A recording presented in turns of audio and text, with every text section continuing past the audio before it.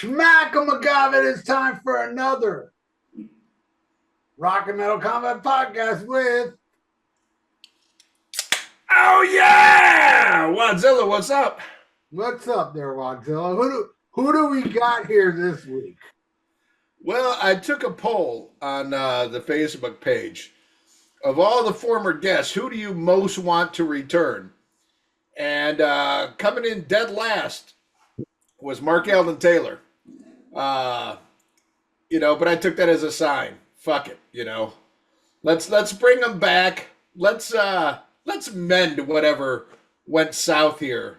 Wait. Before we get into that, since both of you are Gady's kids, you like The Cure and Breakfast Club and taking up. Love it. Yes. Love it. Did you ever hear this term as a kid, or is this before your time when somebody goes, eyeball? You don't know what that means? Eyeball. I've seen it, but I don't remember. It's been a while since I've seen somebody do that. Well, it's like, an example. It's like, hey, man, I just saw Bigfoot. And you're like, what? And eyeball. Because it was a lie. Eyeball. All right, now we can continue with the show. Okay. So, yeah, surprised when you messaged me and said, hey, Mark texted me, you want to have him on the show? And I was like, why not? Because it always makes me look better to have Mark on the show. And hopefully you guys can patch up your differences. Oh, hey, I didn't do nothing to the guy. I don't know what his problem. No. I know. But Mark has said to me privately, apologize for some comments he's made. And really? I believe he's sincere. Wait. Mark, are you apologizing for saying all those things you said about me? Are you apologizing? Yes. Well, get ready for this, all right? Hey, Mark, I accept your apology. Eyeball. Oh, shit. Psych. That's the one I know. Psych. What's up, Mark? Why do you want to come on our show? Man, because you guys told me to, right? I was told. I saw a post by my former co-host that said I do what Ralph and Ian tell me to do. So you guys told me to come on the show. Ian, did you tell him to say that I treated him bad in Nashville? You told him that, prick? No, I didn't say shit. No, it was my bad. I had a little leftover residuals from that Sammy Hagar video I made that I actually licked both your asses in the beginning and it was just the middle part. I was trying to joke. I was still pissed off that you never believed me that it was a joke. And when I went to Nashville, I built up shit in my head that you were going to do shit to me. And I was fucking imagining shit. I got therapy since then. And I know I have mental distortions. And that was a huge one with you and me. You did nothing to me in Nashville. And I'm sorry for saying that shit. I accept your apology. Eyeball. Mental distortions. That sounds like a fucking Sammy Hagar album. Oh. Musical distortions. Oh my God. Oh, I love Sammy though. But there you go. All right. So that's why you wanted to come on the show, because I wanted to make amends with you, man, because I'm tired of beefs and I fucking caused this one and it's my fucking fault. And I'm a man. Every one of them are fallouts with your fault, dude. Every single one of them. Yeah, because I'm an idiot. God damn. I figured out why I was an idiot, because I was fucking building shit up and fucking imagine shit, man. Maybe I needed to take hard drugs. I don't know. Hey, it works for me. Have no Did your idea. Therapist tell you to stop listening to Sammy Hagar? No, he didn't. He told me to you listen got a more. shitty therapist. Yeah. Wrong guy. Oh my God. Wrong guy. Yeah, and another thing is that like I fucked up. I admit when I'm wrong. And you notice when we fight, I don't go on and change your reviews. I'd have never done that shit. I leave it the same. Why would you? Because I'm not in dumbass like Andrew Jacobs and all those. Yeah, I know. Those are I know. humans don't do that. They're not No. humanoid. Yeah. That's all I'm saying, man. Because I've never trashed your show. I've never said shit about your show. I've always said I like it. And when we do my show, they bring you up and I said, yeah, it was a great show. I've never talked shit about you, man. Only that one video where Scribble like hit me with that question and I go, fuck, I don't want to talk. I was drunk too. So it's like, fuck me. Well, I'm glad for one, I'm glad you apologized because I thought we had a damn good time in Nashville. And I thought Ralph and I were very kind to you. I thought we got along and had a good time. So hopefully we do the next time, and there's not fallout next year at Rockin' Pod. Are you going to Rockin' Pod next year? I'm trying. There's a lot of personal shit going on, so I don't know, but I'm going to try. Well, don't beat me up. I'm weak. That was a fucking joke. God dang, it's like, I could beat your mother up, or your mom could beat my mom up, and you didn't see what he told me before that. He said, you're scared of Ralph. And I go, no, I could beat his ass up. He said I was scared of you. So I just said fucking talked out of my ass and just said, no, I could beat him up. I'm not scared of him. Shit. Both of you going to get your ass beat next year at Rockin' Pod wearing those Cheap Trick shirts. I'll tell you that much. Oh yeah, look, Mark's wearing a Cheap Trick shirt too. I love Cheap Trick, man. Hey, I love Cheap Trick too, but I ain't getting assassinated Rockin' Pod like you two. Y'all gonna get taken out. By who? You know who. I don't know who. I have no idea. Nobody's gonna take my ass out. Nobody. All right. Let me see if I can hum the theme song. Do do do do do do do do do do do. Nah, I can't sing for shit. We need to just play the theme from Taxi behind there. when you do the podcast version, play Angela's theme, the theme from Taxi. Yeah, that guy's gonna take you fuckers out. Oh my god. Oh, make sure to have bulletproof vest. Hey, Ian, I don't know. He's gonna take you out for using them for rock. Yeah. He's going to take me out for making fun of Britpop. Hey, let me tell you something. After Rockin' Pod, me and Jerry talked to him, and I said, that was kind of fucked up. He goes, what? You driving them around and not your fucking co-host of the show, and we had to get Ubers? You're a dick. I told him that. And plus, you wouldn't have used them like Ian and I did. Oh, God. No, he used me to get on a show. There you go. Y'all get shot. He just never treated me like a fucking friend, dude. He's always been confrontational towards me. It's like, I call everybody bitches. I said, you're a fucking bitch, Charles. And I was laughing. And then fucking after the show, he's like fucking diatribe on fucking Messenger, call me an asshole. You wouldn't like it if you were in jail and you called somebody that. They'd fuck you in the ass. And I go, fuck you. I called Jerry a bitch. I called Mooger a bitch. I called Lee a bitch a lot of times. And Lee calls Charles a bitch all the time. Or whoever that guy is. I forgot. There you go. You called me a bitch too, but not Ian. That's not right. All right. You're all bitches. There you go. Yeah, what did I do? See, the thing is, you can call me a bitch all you want. Anybody can call me a bitch all they want. The truth is, Mark, I am not a tough guy. I don't like hurting anybody. I wouldn't like to get in fights. I don't claim to be a tough guy. I don't claim to beat anybody's ass. So if anybody wants to say, Ralph, you're a bitch, then yeah, all right, fuck it. Ralph, you're a pussy. Yeah, I am what I eat. It's like whatever, man. I'm not a macho man. I don't give a fuck. You know what, man? It's like all my life I've been this way. Chicks that are into like macho men, I'm not into chicks like that, and they sure the hell ain't into me. I don't want to give harm to anybody. I don't want to hurt anybody physically at all. I think anybody out there, like let's say some guy comes up to me and beats my ass. I mean, beats my ass good. The only thing that's going to prove is, number one, I'm weak. And number two, your parents suck. Right? Yeah. I was the one getting beat up. I didn't mean that I wanted to actually kick your ass. Seriously. You can't kick my ass, dude. I wouldn't do it I would anyway. not allow that. That would not be allowed.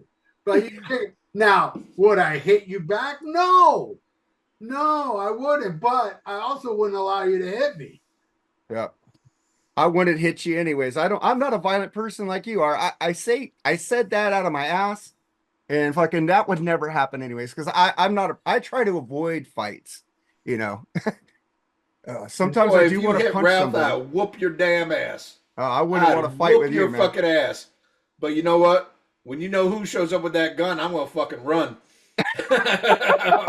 Y'all gonna get got, man. And I'll be like, I'll be at Rocket Look, Pod 2026. Go, hey, where's Mark and Ralph? I'm like, oh, they dead. you know, there's three rules in life. You live, you die, and you can never get beat up by somebody that likes a cure. Those are the three rules of life. Yeah, I love the Cure. That means you can't beat me up, dude. Hey, I don't care that you don't like them, and I don't care that you don't like fucking Breakfast Club. It's all opinions, man. It makes no sense. I don't get fucking hurt Oh, on I anything. know who gets butt hurt by Breakfast Club. Not me. Yep. Breakfast Club rules. That's right. Yeah, it's the first Karen movie. If you really analyze, that's a Karen movie. My daddy gave me cigarettes. Boo-hoo. That shit came out today. Both of you would be hating that shit. But since it was in the 80s, during your time frame sucks. It just sucks.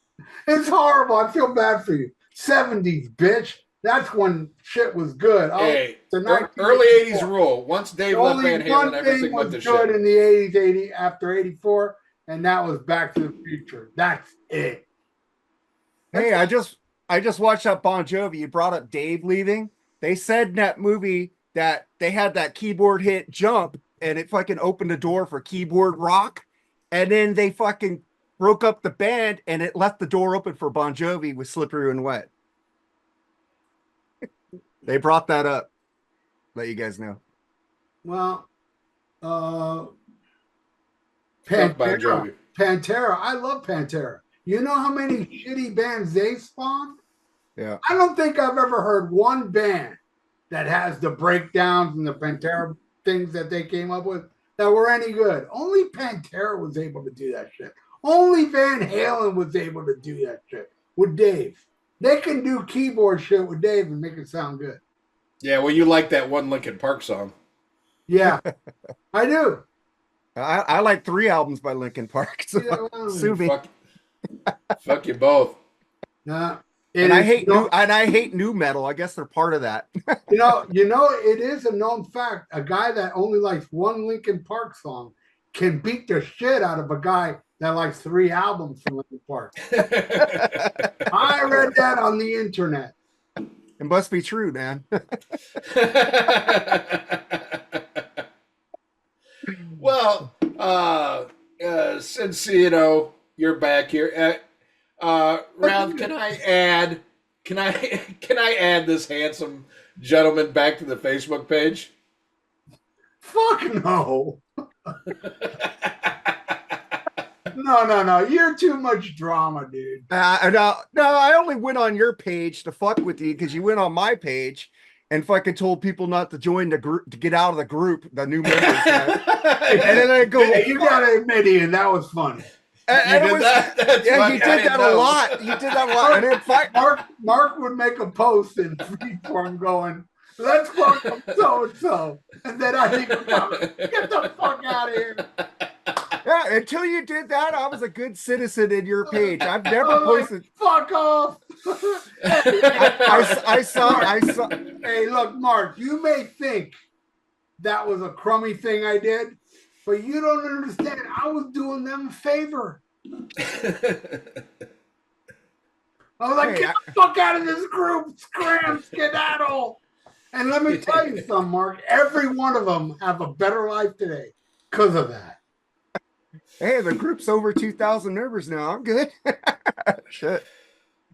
Oh man, Look, we might get 2,000 views. What's up with that?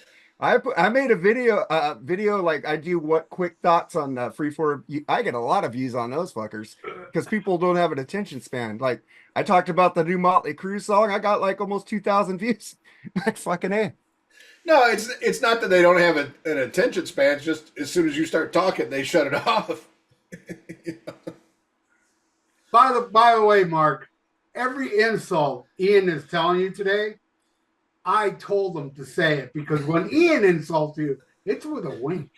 That's right. Because you all know I got a good heart. Real. I just understand his humor more than yours. I don't know where your lines are to joke with you.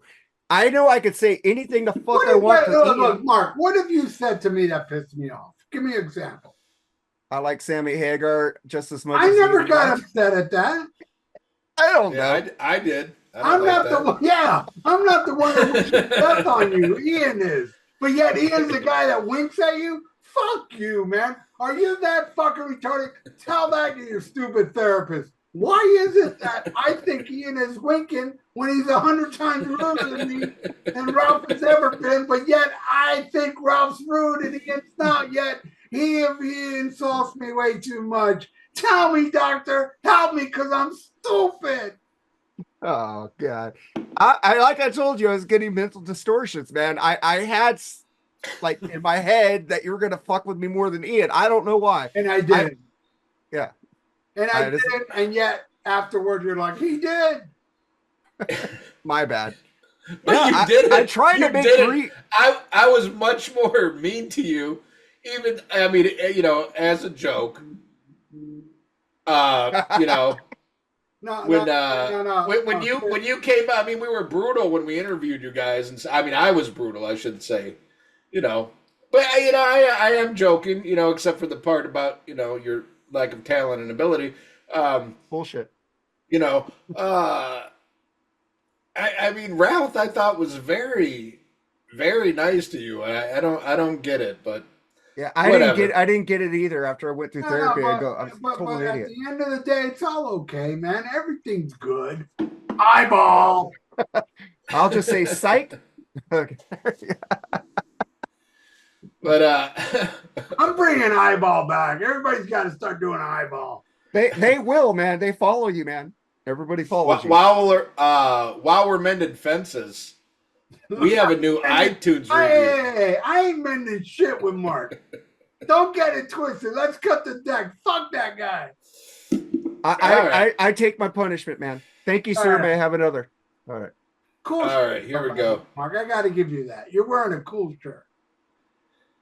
I got to read you something, Ralph. We have a new iTunes review. People still go to iTunes. Oh, I think I know what this one is. It's the same person. No new people, just a new review. This is a 5-star review entitled "Great Show, Happy 10th, and No Hard Feelings." This one comes to us from Terrence Reardon. And he says, and I quote, "I know that we had our issues and verbal rows, which caused trouble over the last few years, to say the least.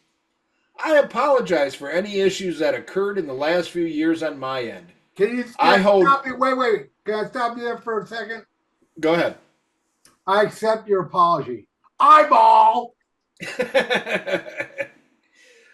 Terrence goes on to state, "I hold no ill will or anger on my end towards you two guys. I finally started listening again. Bullshit. And I have to admit the show is still now better than ever and more entertaining than ever. And Ian is the heavy metal George Carlin, and in a good way. And I lean towards, and I learned that's his humor." Sorry, trying to read this. It was written in not English. "Learned that his humor is on par with Carlin, Kinnison, and Pryor, a master. Ralph is entertaining, but Ian is the most important part of the show and the reason to listen. I was part of the show." You. I told him that you were gonna get pissed at that part of the comment. I get pissed because it's part of the act, I know. He goes on to say, "I was part of the show in the beginning, but in hindsight, I was a square peg in a round hole. but forever grateful to you guys for launching my career. I love you, Terrence. I hope that don't end up on my tombstone. And you will always have a special place in my heart, and I hope for reconciliation and peace and no more squabbles. Congrats on 10 years and hope to 10 more, and let's start over fresh. Is his 100th show on its first anniversary yet? Because he changes it every week. I noticed he left us that, but he forgot to take down the 6 other 1-star reviews that he left under fake names. That we suck. I like, here's one where he went by the name of Professor Feather. Professor Feather. There's one where he went by JK0826. Yeah, there's a lot of those. But my favorite comment is one that he left under the name Jenny8675309. But no, I had talked to Mark. I said the only way I'll do your show is if you get Terrence on there. Then I'll come back on your show. And then I'll come back to watch it. Yeah. And but then I thought about it. Mark wrote back to me and said that his dad has told him to have no contact with me because I start like mental breakdowns in Terrence's life and shit like that. And that got me thinking. I was like, you know what? Maybe even if it's funny, I shouldn't do it. Because I don't want this guy to have a fucking breakdown, and I don't want him to fucking, I don't want to talk about him anymore either, Yeah. Yeah, so I was going to do that on your show, Mark, but the more I think about it now, because, what people want to see is me and Terrence go at it, but if that causes this guy to have like a fucking, what do you say, mental deficiency? Or whatever the fuck it is. Whatever the fuck Mark suffers from that. Yeah, mental distortions. There you go. Yeah, mental distortions, yeah. I don't want Terrence to end up like you. So it's probably not the best idea. It's nice that Terrence wrote that, but, Terrence in the past has proven he writes one thing one week and one thing the next. Yeah, look, it's an end to it. Look, and I didn't tell this to Mark. And look, I don't hate Terrence. I like to forget him. I like to go on my life Terrence free. But like a month ago, Terrence wrote me this text bashing the fuck out of Mark. Right? I know. And then Ian sends me a text that he sent you bashing the fuck out of me. So I wrote back, Terrence, this is why I can't trust you, man. You bash me to Mark and then you bash Mark to me. It's like, come on, dude. Let me be. Go on with your life. Do your thing. I'm never going to bring you up. I'm never going to mention you ever again. The only reason I am now is from that, because Ian brought up your iTunes. I can't believe Ian is still going to iTunes looking for reviews. I'm old. Anyway, yeah. Whatever. Hey, Terrence. Enjoy your life, dude. Get more Pink Floyd, Roger Waters on Amazon Prime, and enjoy yourself. And leave me. If you want to fuck with Ian, go right ahead. But leave me the fuck alone. That's it. I've been done with you for I don't know what's it been, like a year. I don't talk about this guy anymore. It's like, and I don't want to talk about you, but I can't trust a guy that bashes Mark. And then goes to Mark and bashes me. I'm sorry. I mean, I think that's a human reaction. I don't have one of these distorted mental breakdown things. I got more of a human reaction. Like a regular human, that's just the only thing this regular human does is illegal street drugs, okay? Everything else, and I don't bash Mark. And that's one thing Mark can tell you right now. Every time I bash Mark, what's to Mark? Yeah. I didn't do it behind his back. I didn't say this and that behind his back. Never, ever. And I wasn't really bashing you. I was describing you. I don't think I bashed you behind your back. I knew you would see that. See I the don't stuff. care So. if you did or not. I don't do that. I never go behind. I don't tell somebody, "Hey, you're cool," and then go to somebody else and go, "You that guy sucks." You know, I don't do that shit. I Hold do on. it. I see something in Mark's room. Oh, God, yeah, the one that Eric always tells me to hide. Here, I'll do a favor for you guys. Yeah, it looks like a fucking Nazi flag. Turn that shit around. I won't do it for Eric, but I'll do it for Yeah. you guys. There you go. There you go. There you There you go. go. Yeah, we don't need any pro-Palestinian flags around this motherfucker. Okay, there you go. I got both. Okay. Yeah. Yeah, but what's fucked up is look at the real one. That's still got plastic on it, like you haven't opened it up, like you don't listen to it. Well, I like And the the hype. other- I like the hype sticker. Yeah, No, it's type open. sticker my ass. Did you see Yeah. the video where I dropped the vinyl and everybody made fun of me? No, because I don't watch your videos like everybody Well, else. It's open, dude. See? Oh, And I okay. ripped the women and Oh children's yeah, most- yeah, I saw that video. That just Yeah. pissed me off. I Yeah. was drunk as fuck. So. Yeah, I haven't watched since you spit whiskey out your nose. That was the last time I tuned There in. was 3 of them. Yeah, I haven't watched your show forever, Mark. Yeah. I still But, watch you guys.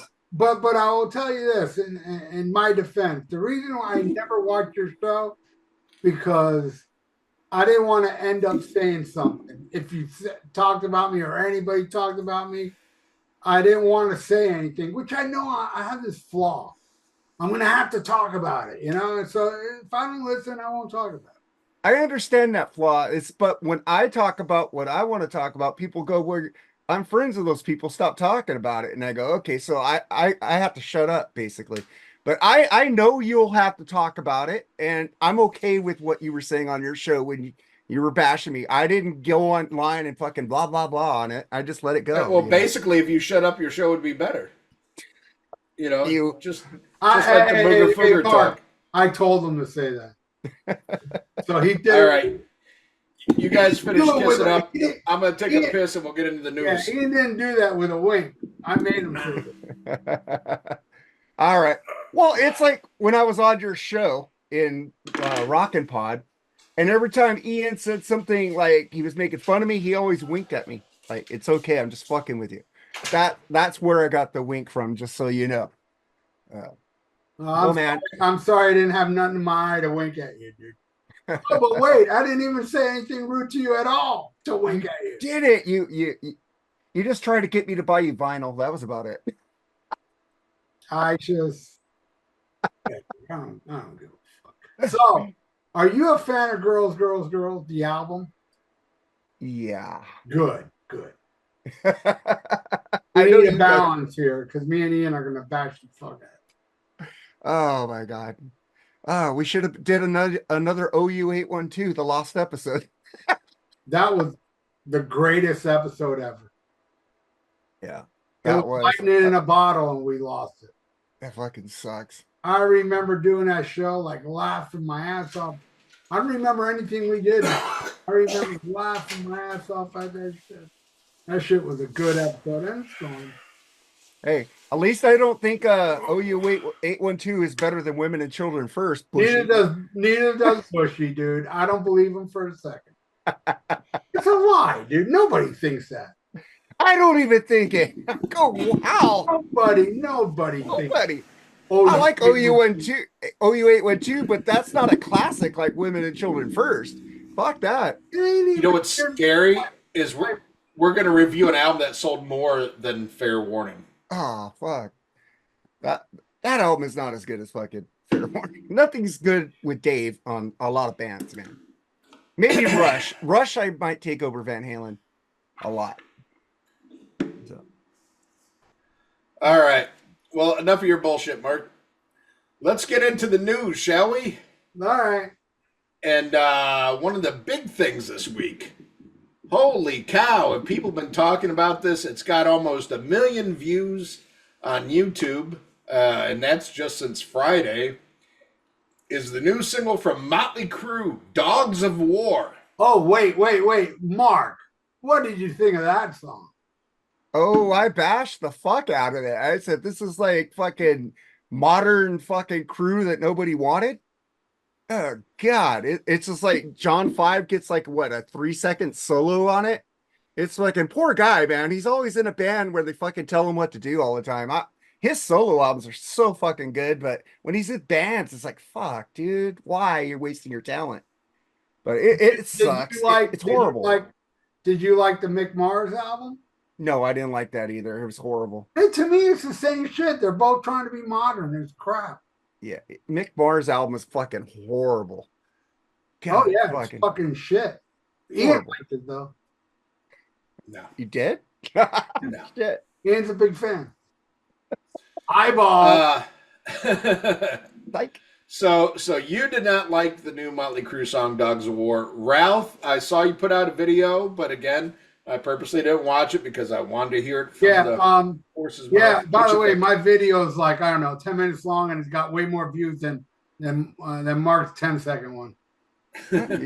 You're the master, man. But he's bragging about numbers, man. I don't write about numbers. I just do it for fun. It's fun hanging out with the dudes, and I'm having the best time of my life with fucking Mooger and fucking Jerry. I have no drama.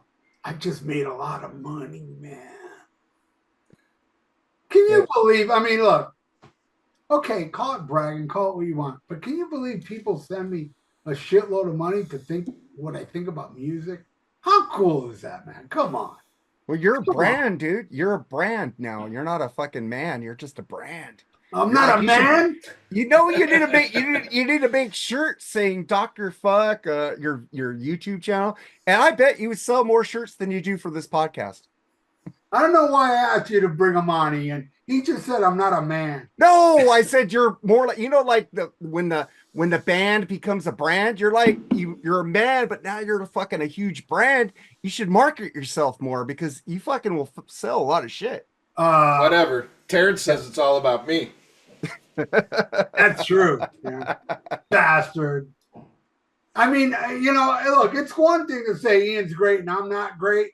That's one thing, but to actually say I'm not great after saying Ian's great, you got to say I'm not great before saying Ian's great. I always go in front of him. God damn it!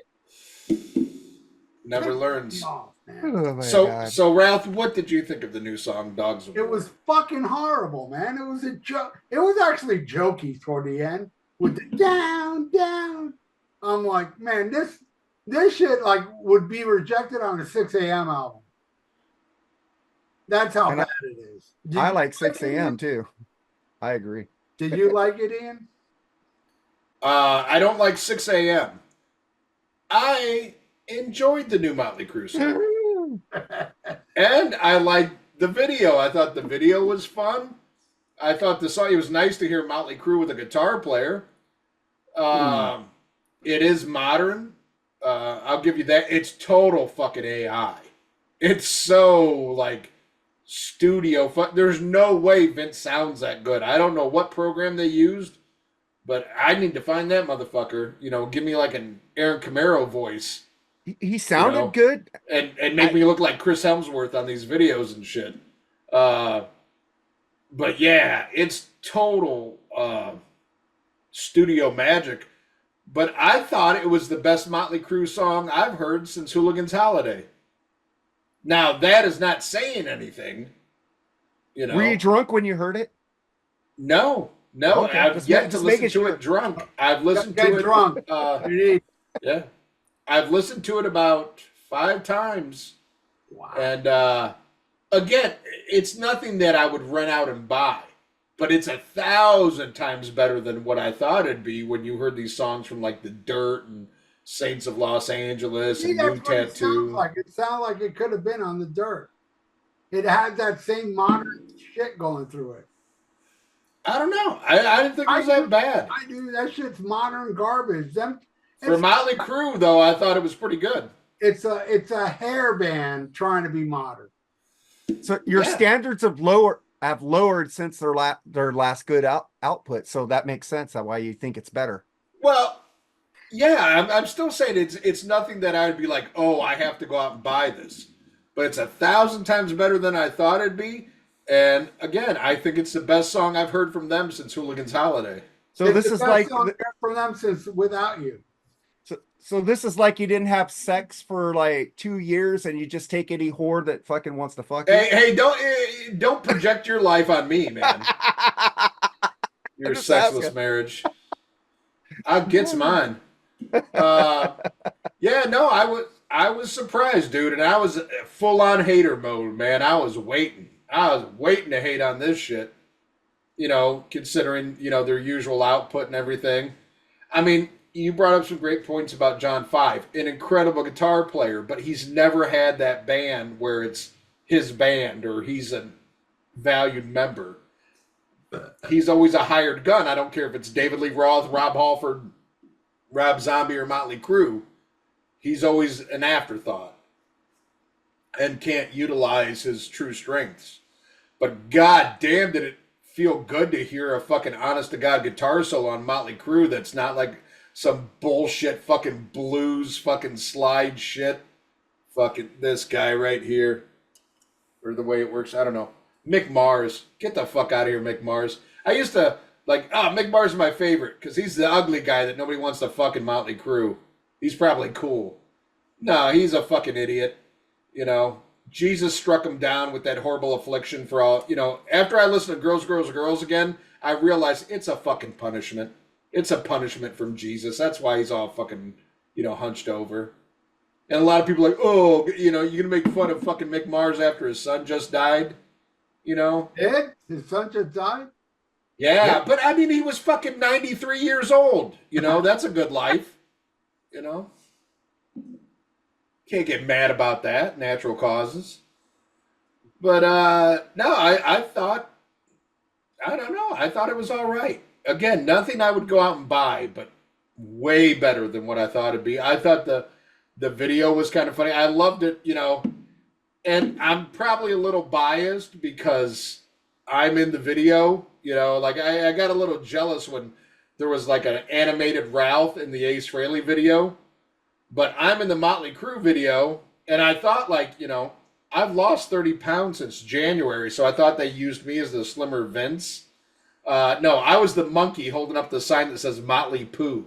I love that, because that's what I think about, this horrible fucking band we're going to talk about. And, when I asked Ralph, I'm like, hey, what do you want to do this week? And he's like, well, name a shitty Motley Crue album we haven't done. I'm like, oh, fuck. This band sucks. This band sucks, man. And listen to this album.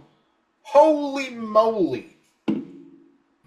But, yeah, so I'm in the minority. I even went on, the official YouTube page for the Dogs of War video. Most fans do not like it.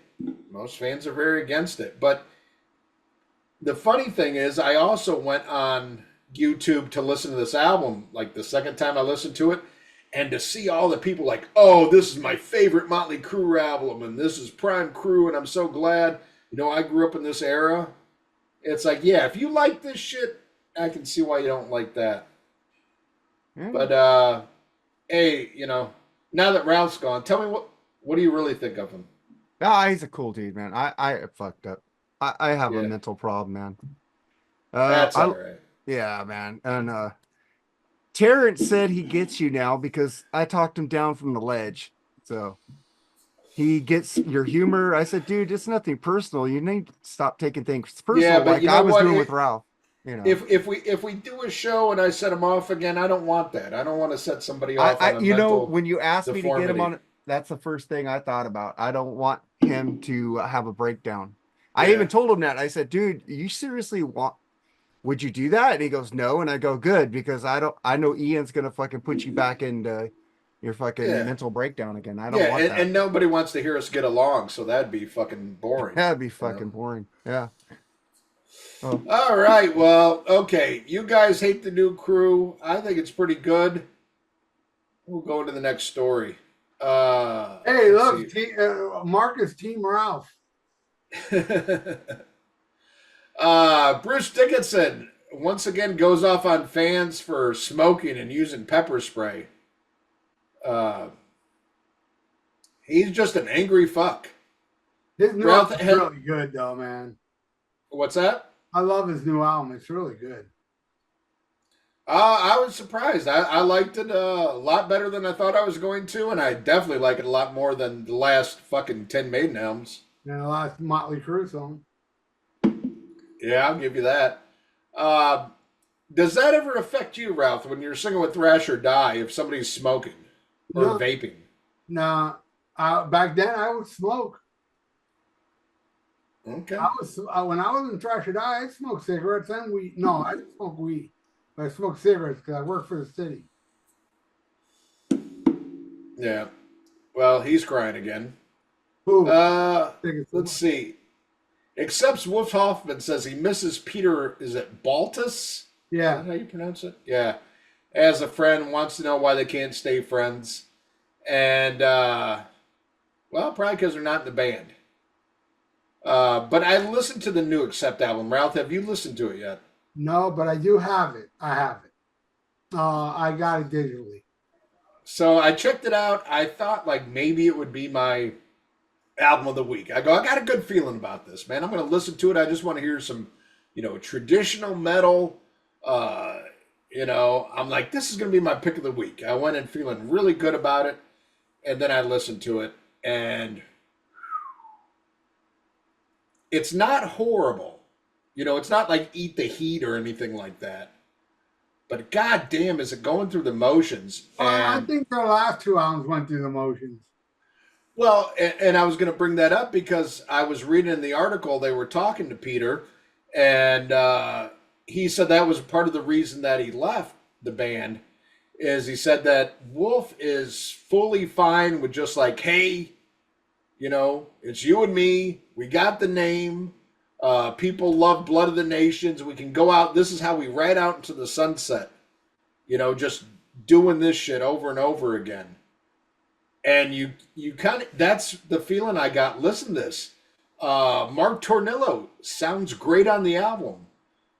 It doesn't sound horrible, but it's like, I don't know. It's like a bad AC/DC album, or like Motley Crue trying to do AC/DC. I mean, there's just, the lyrics are stupid.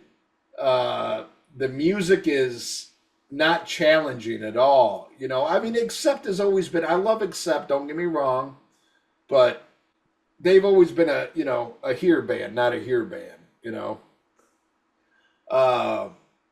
but it just sounds like somebody coasting through there, like, we're going to get paid by the record company. Let's write some songs, but not put a lot of heart or feel into it. Again, not the worst thing I ever heard. It could be an album that you put on, like you're having some beers with your friends or whatever, and you're like, all right. But it's nothing you would go back to. So it did not make my pick. I had to change my pick of the week. God damn it. But Mark, have you heard Accept at all, or do you like Accept? Or is that no, too heavy? I like it. I love Accept, and I like the Blood of the Nations. But since that album, they kind of been going in a decline to me musically. I think it's just like you said, lazy, and I don't even want to hear the new. I didn't like the last album they put out at all, and I like Mark Trinillo from TT Quick. Great stuff he did with that band. But no, I don't care for it. I don't even want to try to listen to it anymore. Yeah. Again, not the worst I ever heard, but it's not going to become like your new favorite Accept album. Let's see. Slash says he's bummed that Lemmy couldn't appear in his upcoming blues album. Lemmy commented and said he's glad he's dead. Let's see. Black Label's working on a new album. Oh, God. Stop it already. God damn. Talk about a band that just releases shit for like 20 years already. Yeah. Yeah, they got a few good ones, but yeah, the early stuff was good. But ever since after Order of the Block, it's been shit. Yep. It's been shit. Well, I've got a money-making investment scheme for you, Mark. This is something I think you could definitely get behind.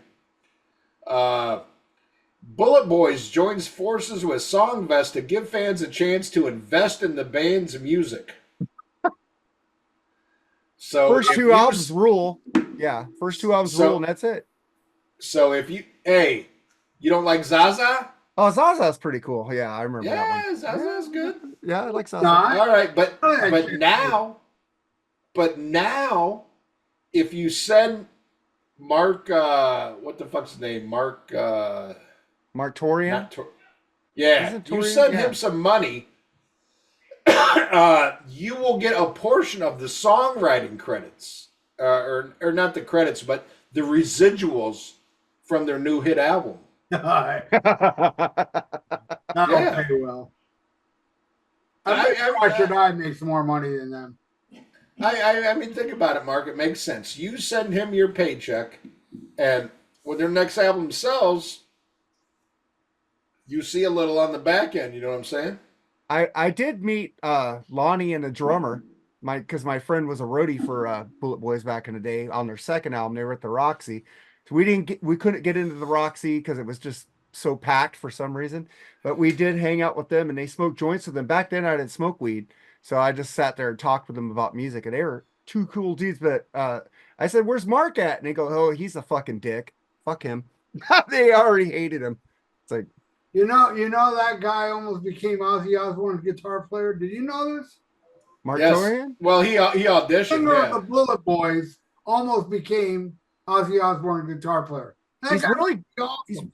he could play lead really well, man. I give him that. He almost was an Ozzy. Yep. Yeah. No, I've seen video of him playing. I thought it was kind of funny too when I heard that story, and then I saw some clips of later days Bullet Boy lineups. When Mick Sweeta wasn't in the band, and he got up and did some playing. He definitely he has some chops. You even know the names of these assholes. Hey, he was in King Cobra. Oh, Lonnie and Mick Sweeta were the ones I was in the hotel room with. Mick Sweeta was the other guy. Yeah. Yeah, I think I saw the video. I wish. Oh wait, no, I don't. No, forget that video. Yeah, I was on Gay Hub. It's a bad time in my life. I needed money. Yeah, exactly. Well, if you need were you the guy that raped Janie Lane? No. Fuck no. Homie got played butt darts, but homie doesn't play butt darts. There you go. Yeah. No, Mick Mars raped Janie Lane. That's how he threw his back out. Shit. That's what I heard. Anywho, yeah. So if you guys want to get rich quick, just send Bullet Boys your money, and when they have their next platinum album, you get a little on the back end. Hey, it'll be like the Vinnie Vincent box set. There you go. All right. A lot of people talking about this Gene Simmons show that happened here in Washington. It wasn't like close. If it was close to me, I would have thought about going, but I didn't go. Did anybody watch videos of that? I saw the set list and I would not go see that piece of crap. What a shitty set list with a bunch of Paul Stanley songs. Like, I want to go see Gene Simmons solo Detroit Rock City. Do I really want to see him play Ace of Spades from Morgan or Communication Breakdown from Led Zeppelin? I would not go see that shit.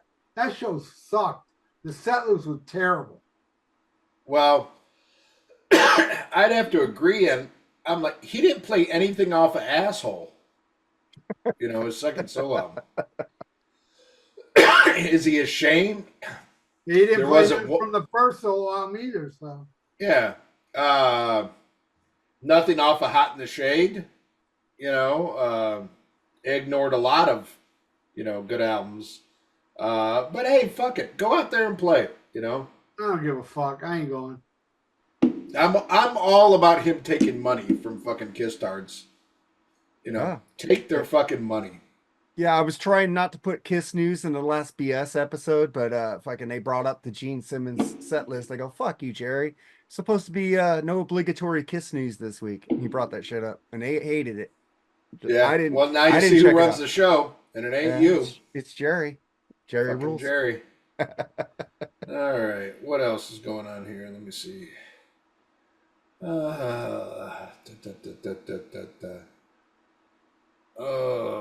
Okay. I know Ralph will have an opinion on this. I mean, I pretty much know what it'll be, but Ozzy made it into Hall of Fame as a solo artist. What you think? Yay. I am happy for all the stupid piece of shit posers out there that are happy that Ozzy got in. Happy for all you stupid posers. Right. Well, Now, what I'm now next year I'll hear you cry. I go, oh, you made it not in it. Why isn't the band? I'm like, oh, Ozzy did it. I love Rock and Roll Hall of Fame now. Rock and Roll Hall of Fame is not the problem. I have no problem with them at all. Just the people that care about it. Yeah, fuck them. Now, what I'm curious about, though, okay, so like when Black Sabbath was inducted, they inducted the 4 founding members of Black Sabbath, and that was it. You know, no Ronnie Dio, no anybody else. So when Ozzy Because goes it's in, not Black Sabbath. Black Sabbath's Ozzy, Bill, Geezer, and Tony. Sorry, Dio is heaven and hell. Ian Gillan's Born Again. It's not the same fucking band. You cannot compare Ozzy and Dio Sabbath. They both sound completely 100% different. With Ozzy, it was organic. It was natural. It was nature. It was human. With Dio, it was picture perfect, perfection. Even Bill Ward was playing to the beat, you know? Where Ozzy Sabbath was all over the place. It was different colors. The Dio, and I love the Dio stuff, but it can't compare, man. It's totally different than Black Sabbath. Like, let me put it this way. If a guy out there says Dio, Black Sabbath is better than Ozzy's Black Sabbath, then you ask that guy, does the Dio Sabbath sound like the Ozzy Sabbath?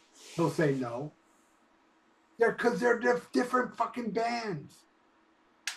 So you're saying Neil Murray should have been inducted with Sabbath? I don't think anybody should be inducted except Ozzy, Bill, Geezer, and Tony. All right. Well, then I'm going to put this question to you. So Ozzy's getting inducted as a solo artist. Do any members of his solo bands get inducted with him? This is why the Rock and Roll Hall of Fame sucks. You know, if you really want to put Ozzy in the Rock and Roll Hall of Fame to make it legitimate, he's got to go into the Rock and Roll Hall of Fame handcuffed to Bob Daisley, who wrote all the lyrics, who came up with a lot of that music with Randy Rhoads on those first 2 albums that really carried Ozzy's career. You ain't going to tell me, oh, because of Mama, I'm coming home, no more tears. No, bullshit. Dive of Madman, Blizzard of Oz. To some extent, Bark at the Moon. But Bob Daisley had something to do with all those albums. And he should be in the Rock and Roll Hall of Fame with Ozzy to make it legit. But it won't make it legit because the people that care about the Rock and Roll Hall of Fame don't care about Bob Daisley because they're posers. Thank you. All right. My point Right, exactly. Mark? Yeah, I agree with you. Yeah. Yeah. But I like Dio better, and I like the Dio Sabbath albums better for me. But I love the Ozzy ones though too. He likes Dio and Sabbath. I just like Dio. All right. You like Dio more than Sabbath. Now I'll ask you this: does it sound like Black Sabbath in this? No. Of course it don't, because the only thing that has the Black Sabbath sound in there is Iommi, and it doesn't sound like Iommi. I'm sorry, those Dio albums, Iommi's a little more. That solo at Neon Nights, man. Steroids. There's more steroids in the Dio shit.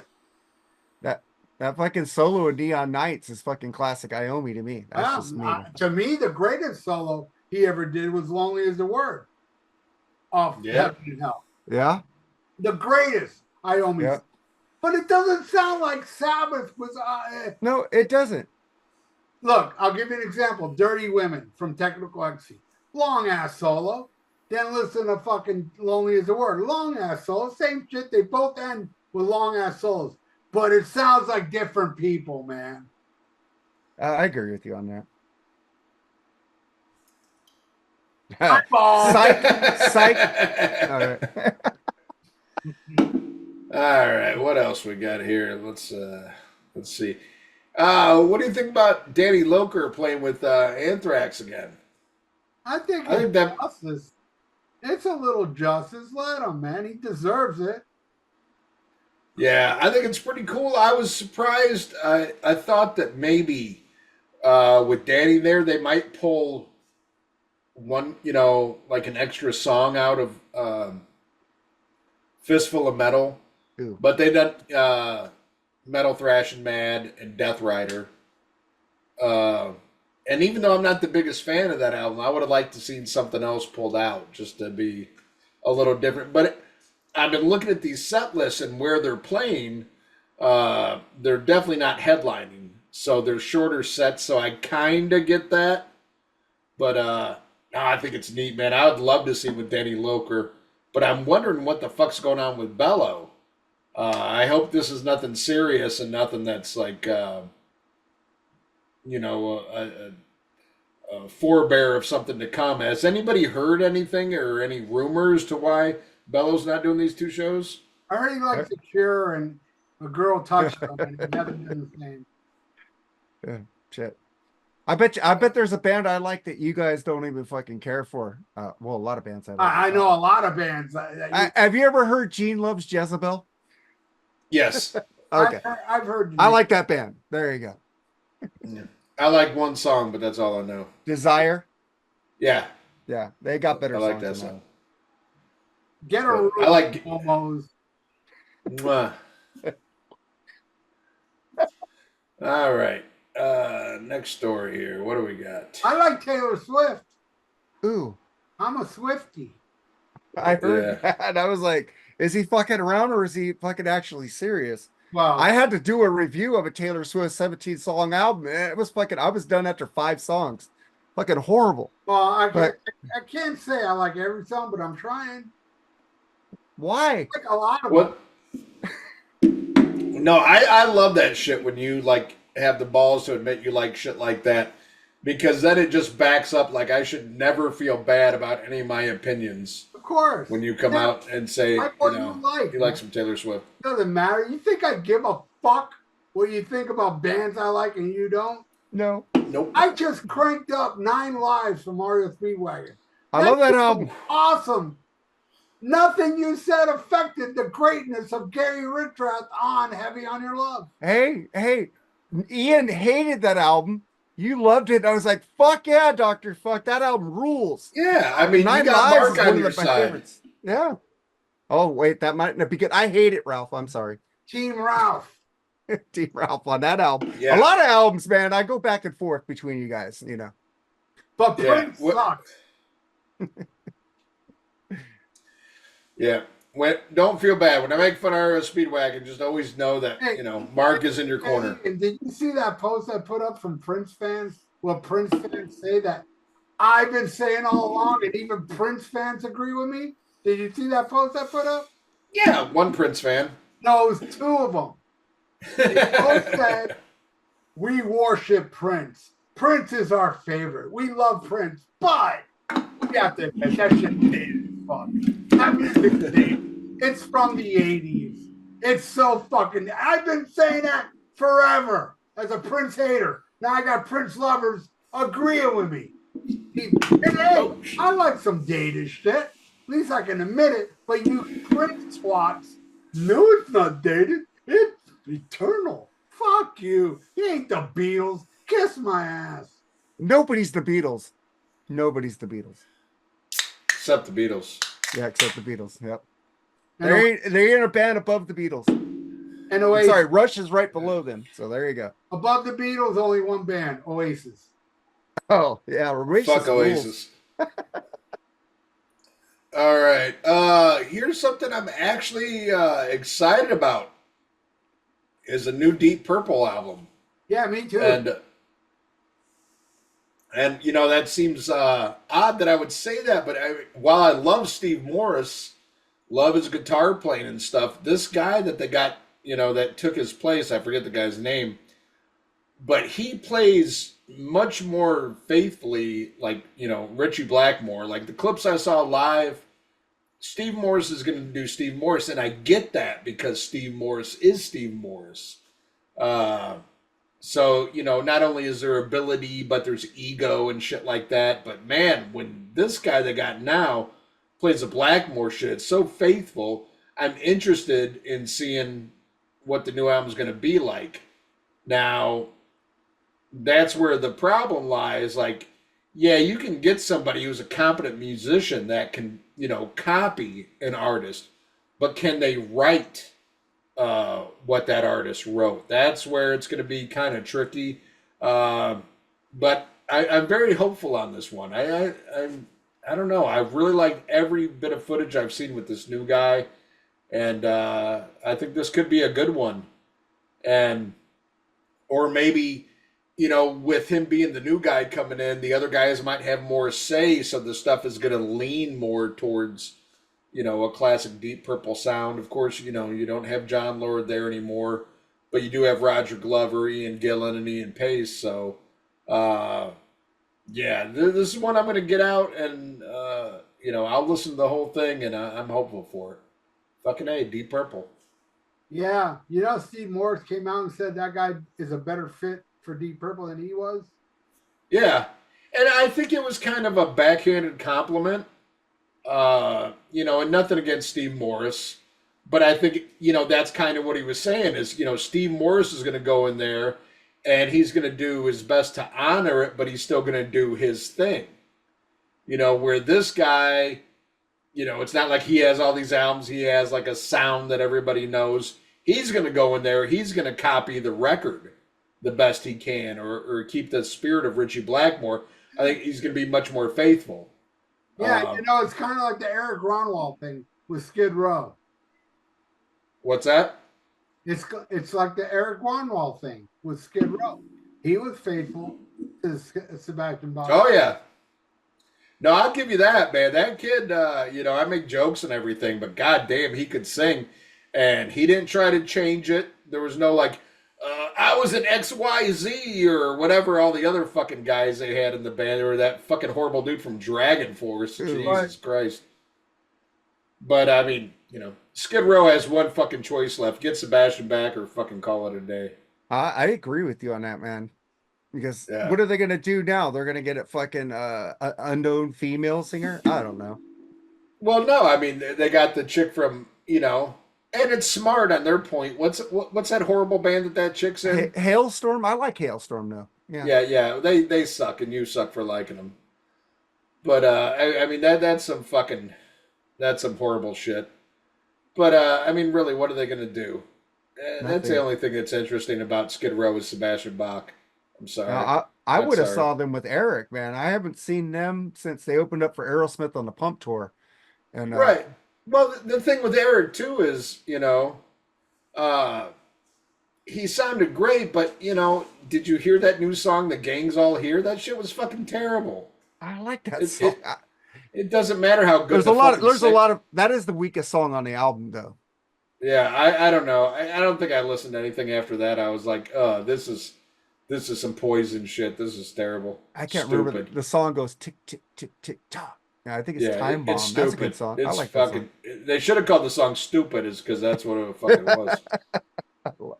I think Eric Ronwald, man, brought legitimacy back to fucking Skid Row, but he's gone, man. What the fuck are they gonna do? Like you said, Sebastian. Oh well, he's definitely the best they had since Sebastian. That's for sure. I saw him with that Johnny Schillinger, the dude who died. Yeah, and the only albums I liked by him was those 2 EPs were great. Those songs sucked. He sucked. He was a terrible singer. That's why Jesus killed him. I thought he was really good on those EPs. Yeah, the EPs ruled. I didn't like anything else like revolutions per minute or what. It was horrible. Yeah, that shit's terrible. Bruce Dickinson on seeing Iron Maiden with Paul Di'Anno. He didn't have a lot of flex to his voice. No, that's his opinion. I don't care. Yeah, I know a lot of Di'Anno fans will be like, "Well, fuck you, man. Paul's better than you." Hey, let the douche have an opinion. Fuck it. All right. Yeah. But hey, if you ask me, I think Bruce Dickinson had more swing. But you know what? As much as Mark there says I'm not a man, I'm a brand, I'm nothing compared to Bruce Dickinson. His opinion means more than my opinion. So fuck what I think. Well, I'm going to go right here and say, uh, yeah, Bruce has more range, but there's a soul to Paul Di'Anno's Doesn't. voice. That's such a fucking crazy. He does not have more range. I'm sorry. He doesn't. He's got an operatic voice, but every note that motherfucker hit, Di'Anno hit on those first two albums. Some were even higher than Bruce. Yeah, no, I don't know. I think. Here's I the thing. The thing is, Bruce sings like an opera singer. So that's Right. why people think, oh, he's a better singer because he sings like opera. Dude, fucking Di'Anno had that barrel scream and he was that attitude, fucking pissed off. And what he sang was not easy. It wasn't easy. no, All no, you I don't think. fuckers that think it's easy, try singing fucking Phantom of the Opera Purgatory. Hey, so I got a question. I got a question for you, Dr. Fuck. So if they didn't change singers and Di'Anno was on Number of the Beast, do you think it would have still took them to the next level with Di'Anno? Without a doubt, and I'll tell you what. A lot of people say, oh no, with Di'Anno they wouldn't have ever gone. With Di'Anno, they already were on the charts. They were headlining in Europe. Over here, I was there, dude. I was there in '81 where Iron Maiden was gonna be the next big thing. They were right there. They were poised to take off, because of Di'Anno. Di'Anno's voice appealed to all of us back then. When we didn't know who Bruce Dickinson was, we worshipped those two Iron Maiden albums. Worship. Yeah, all right, they became bigger with Bruce, but I honestly believe they could have became just as big with Di'Anno because Eddie. Bottom line, Eddie. Yeah. Eddie's what made them huge, all right? Yeah, Di'Anno just released a 3-song EP, I guess. I got an ad on my Facebook today. I don't know if it's any good, but some guy was on there saying, why did you post this? You don't like Slayer. And I said, I post things for the whole group. So I thought that was hilarious because he said, well, I'm trying to make drama in here. I said, dude, there's no drama in this group. I said, I ain't going to argue with you. You like what you like, man. This right here, Architect of Chaos. Not a lot of people know about this. This is the greatest thing Paul Di'Anno did outside of Iron Maiden. And I love Battles on the Killers. But this, a plug for everybody, check out this band, Architect of Chaos. To me, it's the greatest thing Paul Di'Anno did out of Iron Maiden. And it's better than the new Motley Crüe. Well, I got into the first two Iron Maiden albums because you guys always like building them up. It's like, oh, fuck, I'm going to go listen to them. They do rule. I do prefer Dickinson's albums better, but you probably because Dick. I live with them. You got that right. Yeah, okay, whatever. That's something to bring up to your therapist, too. No, I'll take a hairy pussy over that shit. There you go. Speaking of hairy pussy, Sammy Hagar got a star on the Hollywood Walk of Fame. Yeah, check out my news report. I think it's going to be up tomorrow. I have a news report with Sammy Hagar star in the Rock and Roll. Oh, my God. Whatever, Hall of Fame, whatever the fuck. Yeah. I don't know if you guys know this, but Michael Anthony showed up at the ceremony. Of course, he's married to him. Exactly. And I didn't know, actually, Mark Daly, like the second biggest queen I know besides you, Mark. Oh, but wait. Back up. Oh, my God. This pissed me off so much. That Mark Alden Taylor had a falling out with Mark Daly. No, this is all that happened. I did a video on Nate's fucking YouTube channel and shit. And then I started talking about it, and then Nate goes, Mark isn't your friend, Mark. Mark Dolly is not your friend. And then I said, he's a backstabber. He talks shit about you behind your back, blah, blah, blah. So all I did was message what Nate said was true. He says, I'm tired of all this podcast drama. Fuck you guys. And Nate should have fucking been blah, blah, blah. And I go, fuck you. And he blocked me. And I just asked him if it was true. So he blocked me. I don't even think about the dude anymore. He's fucking weird. I knew you guys were going to get into it. It was a matter of time. Because here's the thing. Sammy Hagar's dick is about that big. And there's two of you trying to get it. Yeah. Someone's going to lose. You know, because I don't know anybody that sucks his cock more than you, and you're bound to meet. You know, and personally, I think Michael Anthony's going to kick both your asses. You know, Yeah, because that's his job. The thing is, he didn't block Bushy, who talked shit about him. I didn't talk shit about him. I just asked him if it was true. That was it. So I got blocked. Fuck it. Well, yeah, who's going to block Bushy? He looks like he lives on a fucking compound. He's just waiting for the race war to start. You know, you don't want to make any enemies with him. I love Bushy, man. That's why I don't make fun of Britpop anymore. You guys are going to get shot, not me. Britpop sucks. Uh-oh. Shots fired. I only like Oasis. All other Britpop can kiss my big black ass. Hey, you just said you admitted you like Oasis. This one guy was saying that you were being a fucking poser, saying you didn't like them. No, I never said I didn't like. Well, I might have said it in a joke. Yeah, he put up that post. I love Oasis. I know you do. No, I don't know if I didn't know if he was talking about me or whatever. No, I mean I like songs. You know, I'm not on board like you guys. I like their albums. I just can't listen to them straight. I gotta stop and take a break because Liam's voice gets on my nerves. Yeah, you like Sammy Hagar. You don't listen to shit straight. All Oasis albums have filler. All of them. Yeah. They all have filler. All right. There's not one complete Oasis album that every song is good.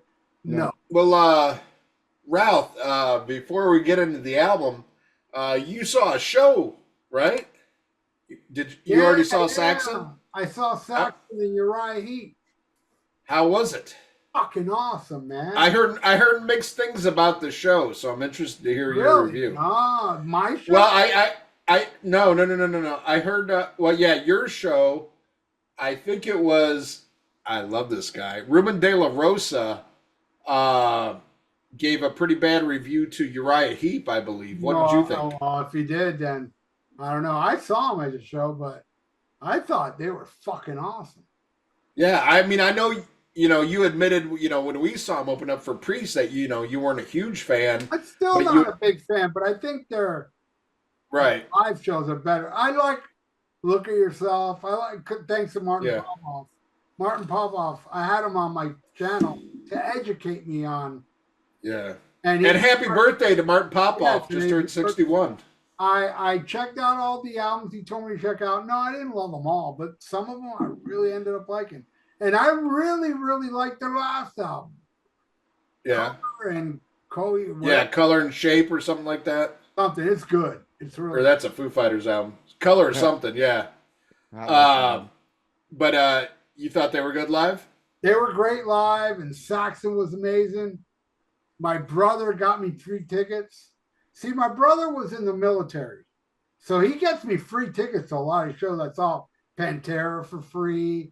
I saw Noel Gallagher for free. I see a lot of shit, and he got military tickets for this. So, I mean, I was going to pay, but, we got free tickets, and I went with him. He went with me, and nice. he ended up really liking it. He saw Uriah Heep in Germany in the 70s.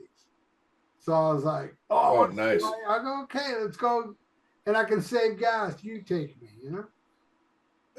How was Saxon with Brian Tatler, man? Amazing. He was loud. His song was loud, and dude, they cranked it, man. Playing all the classics, Crusader. They didn't play none from Carpe Diem, which pissed me off. I saw the set list, and besides that, it was a pretty good set list. Strong Arm of the Law, Denim and Leather, Crusader. Those are great songs, man. Yeah, they crank, man. The funny thing is, there's a video of your show is up on YouTube, and I believe it's like 4K quality, really good. I watched a little bit of it, and I was looking through the comments, and one guy bitched. He goes, "God damn it, they didn't play Ride Like the Wind." Yeah, no, and Biff even teased it, going, he said, "All right, what do you guys want to hear?" And he gave us options, and one was Ride Like the Wind. And my brother even told me, he goes, "They're the ones that did Ride Like the Wind." I go, "No, no, it's a cover. They covered that song though." and it didn't get a lot of applause, so they didn't play it. But Biff mentioned, "What do you want to hear?" And I think he That's mentioned funny. Crusader, Wheels of Steel, and Ride Like the Wind, and that didn't get a lot of applause. Nice. Well, I'm glad you enjoyed it, man. I'm glad it was It a was good great. show. How was the attendance? Good It show? was really, it wasn't sold out, but it was really good for a Tuesday in South Florida. Oh, it was pretty badass. Nice. Yeah, it was good, dude. Can't complain. It was a good show. Nice. I'm going to see All right. next Saturday. Nice. God damn, we had a good time with Raven at fucking at Rockin' Pod. That was a good night hanging out with the Gallagher brothers and shit. Yeah. That was a fun time. Remember when we were hanging out with Gallagher brothers and all I did was talk shit about Mark in Nashville? Yeah. Remember the way they looked at me when I said Wonderwall sucks. Oh yeah, because they're the Gallagher brothers too. They're the more talented Gallagher brothers, and I stand behind that. Raven is better than Oasis, hands down.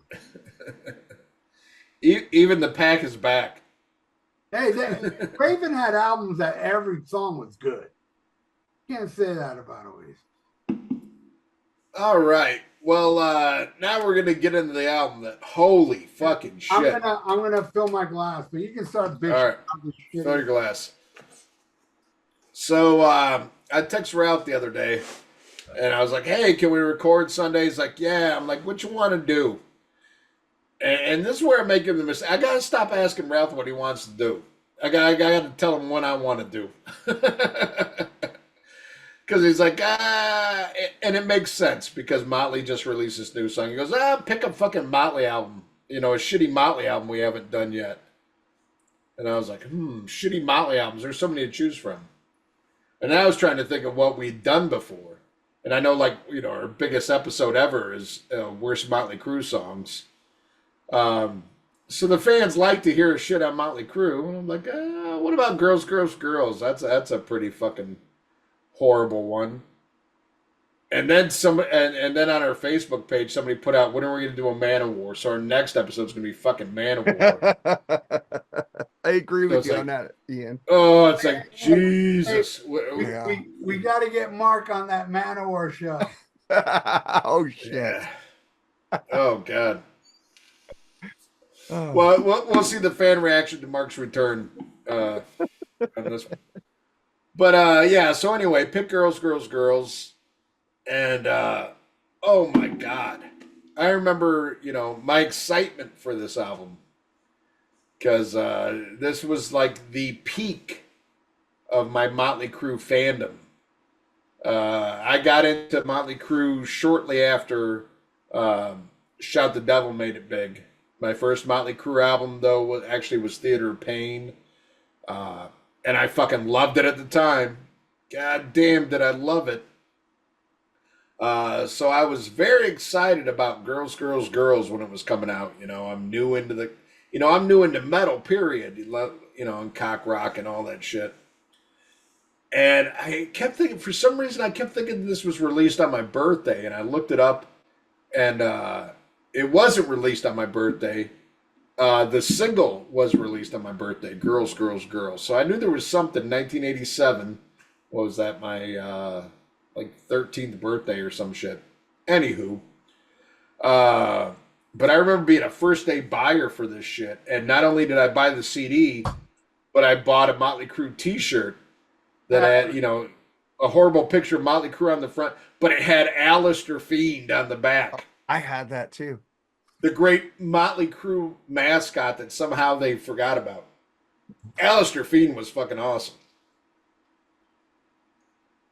But this was an album, I gotta say, even though I was such a Motley Crüe fan at the time, I was like, this ain't as good as Theater of Pain. This isn't as good as Shout at the Devil or Too Fast for Love. And my opinion hasn't changed. If anything, I hate this album even more now. But I'll swear on a stack of fucking Dianetics. Theater of Pain is 1,000 times better than Girls, Girls, Girls. This, and Theater of Pain's one that's considered, even by the band, like, oh yeah, there's a couple good songs and that's it. You're right. Well, what the fuck is Girls, Girls, Girls? For Christ's sake. Same shit. And I don't even like the ones that are considered the classic tracks, the ones that they still play.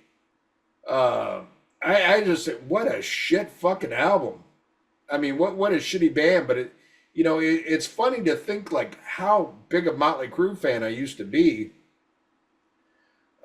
And listening to it now, man, today was torture. And for a long time, I started following Ralph's, advice. He's like, oh, take notes on the first fucking listen. That way you ain't got to listen to it again if it's fucking horrible. But I'm like, no, I like to digest shit.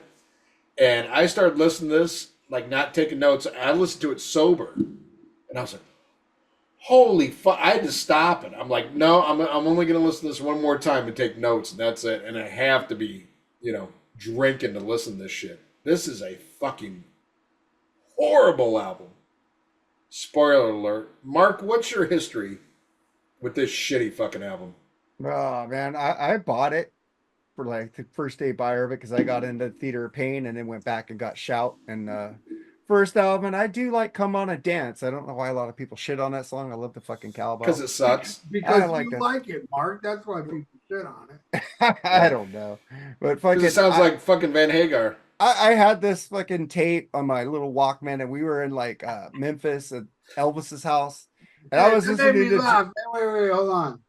Ian just said, come on, Dad, remind him of Van Hagar. That's funny, dude. I laugh because it's true. Hello, baby. Come on, Dad. Whoa, whoa, whoa, whoa, whoa, whoa, whoa, whoa, whoa, whoa, whoa, whoa. Come on, dance. Why can't this be a dance? All right. Not all right. So I'm listening to that Girls, Girls, Girls on tape, waiting in line to see Elvis's house, and I get in there and I'm listening to Jailhouse Rock live, and I thought that was fucking pretty cool because I'm a huge Elvis fan also. And explains a lot. I know it's not as good as I thought it was back then, but I have sentimental reasons I like this album a lot. So you know the reason I hated Jailhouse Rock because I'm an Elvis fan. Well, I thought it was cool. Oh my god, a metal band is covering Elvis. That's what I thought back then. It like that's what got in my head, Well, then listen to Danzig. Oh, fuck Danzig. Well, I gotta admit, his Elvis album sucked. That Danzig sings Elvis, woo! That was Jailhouse Rock, Motley Crue level crap. Oh wow!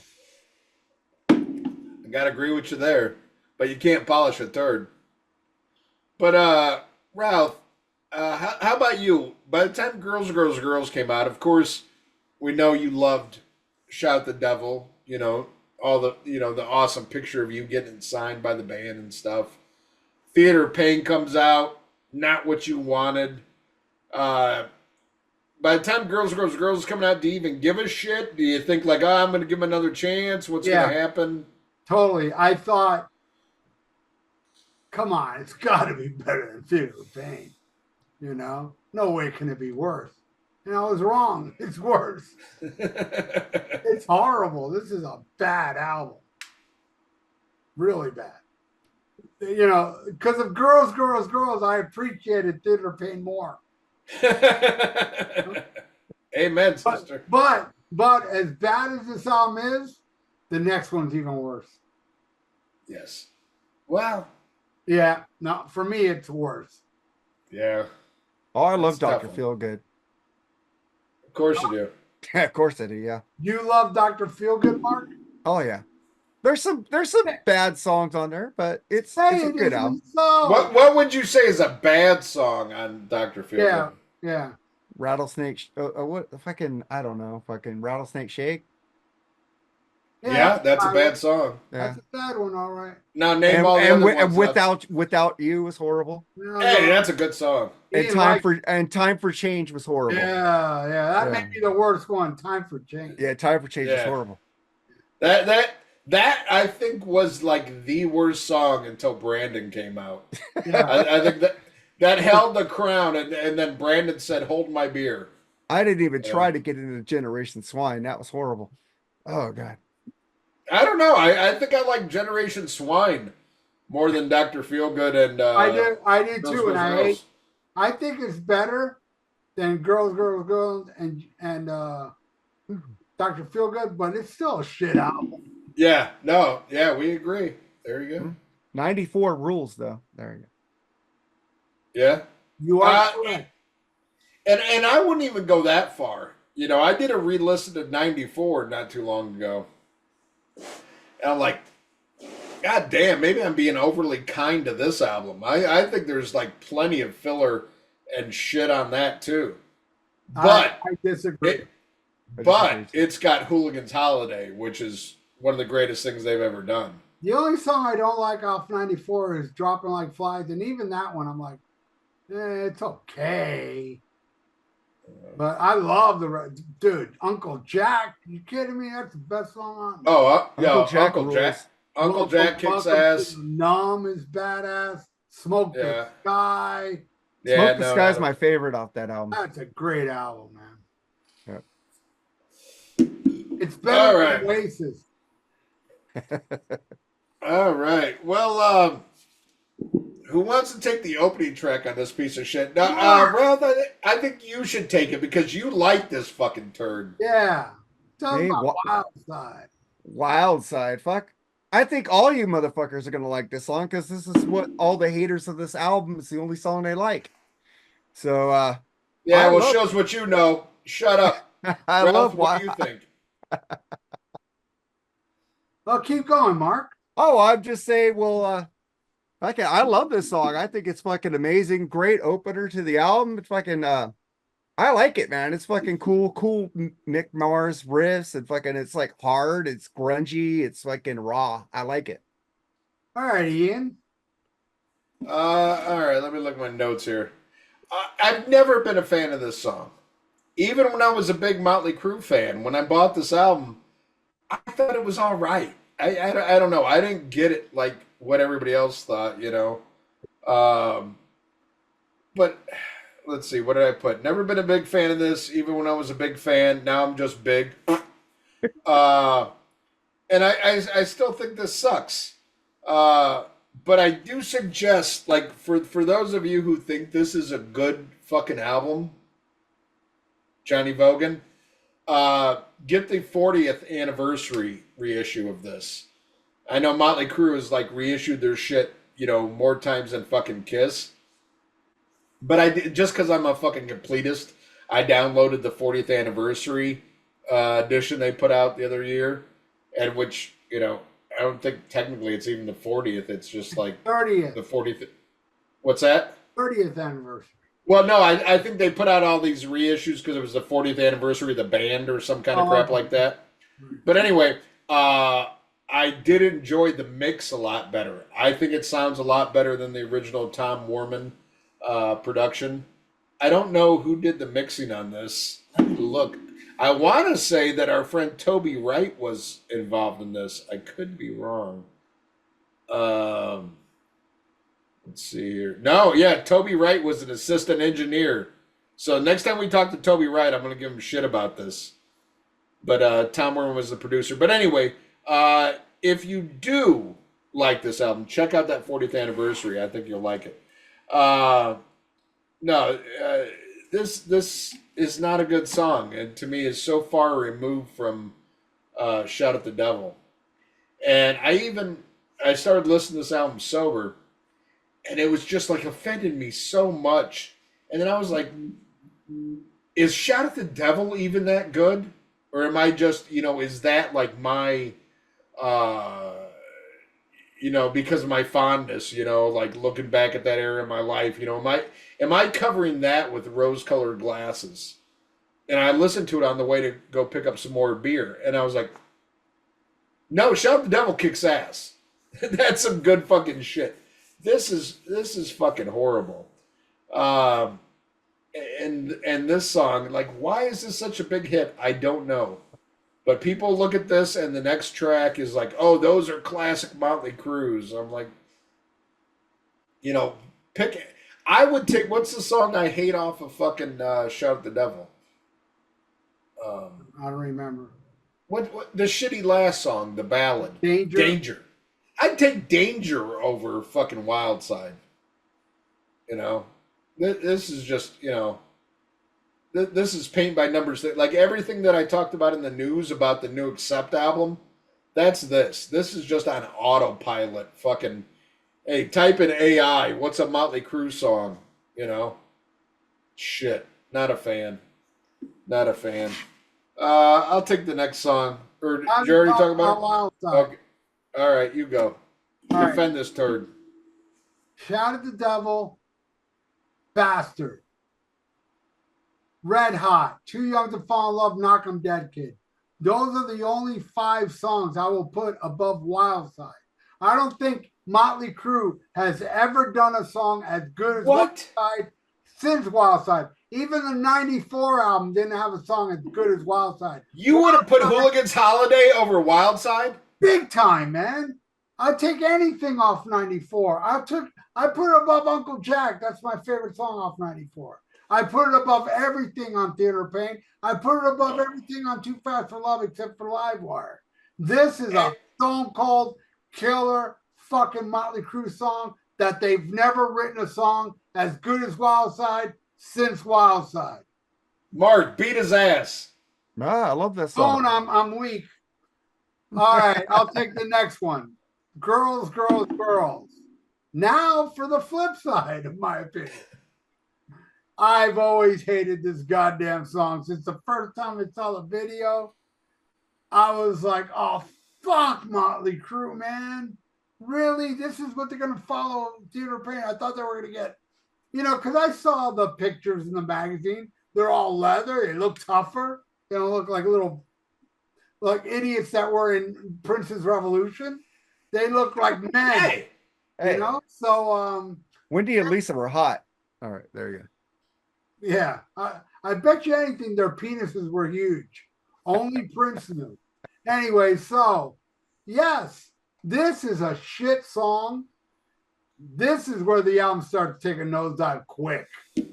Girls, Girls, Girls, I don't get it at all. Now picture 1987, Accept with Udo come out with a song called Girls, Girls, Girls. You think anybody would care? No. Right here, it's like, this is a manufactured band. This band is all about looks.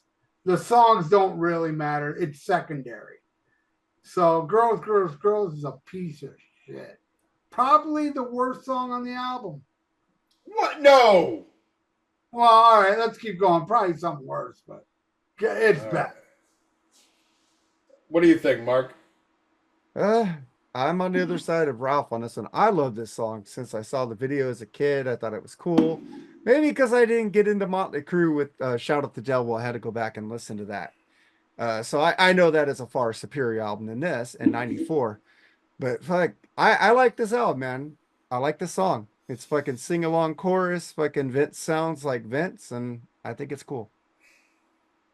All right. Wow. Thanks for adding that witty anecdote to the song.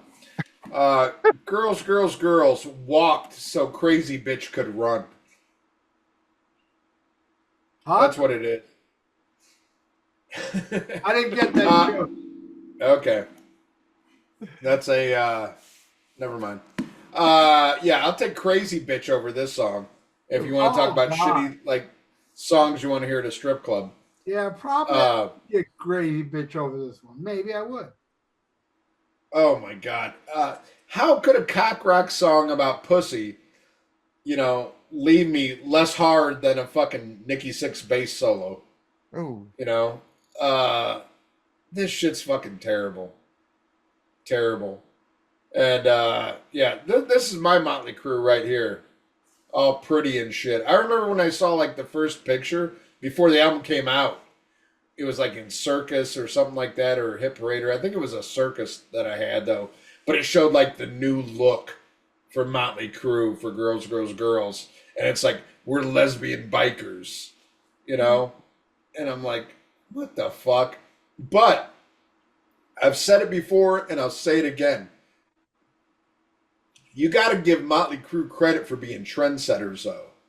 Because when they did this look for Theater of Pain, everybody went to that look. I don't care if it was fucking Ozzy, Judas Priest, everybody. Everybody went with the glam look. Everybody popular.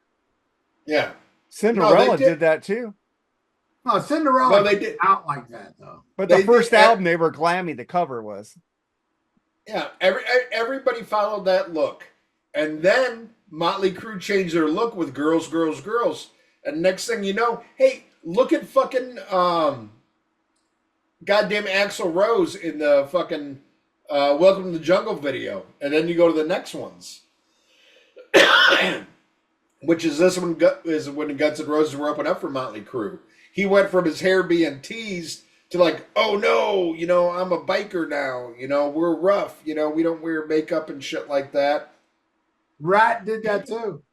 Yeah, unfortunately, people followed whatever Motley Crue did. Rat followed Motley Crue. Yeah, I agree. Everybody did for the most part. No, the good bands didn't. Exciter didn't. Who? Exciter. Oh, Exciter. Okay, Fate, yeah. Fucking Metallica, Slayer. None of those did. But here's the thing, though. Tesla? All those bands flirted with a different image at one point or another. Slayer did. Slayer had the makeup era, and then they didn't do it. It was my job, though. It wasn't really makeup. No, it wasn't this, but you know what I mean? Celtic Frost was using.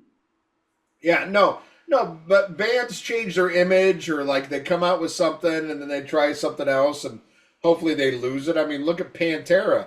Even when Phil first joined the band, his hair's all teased up to here in the power metal shit, But Motley Crue, I believe, were trendsetters with looks and changes and shit. Sure. And I will give them the credit for changing with each album. They would change their look. I mean, I remember when Dr. Feelgood came out, and halfway through the singles for that is when, God, I can't remember. I think it was Don't Go Away Mad, where Nikki and Tommy shaved the sides of their head.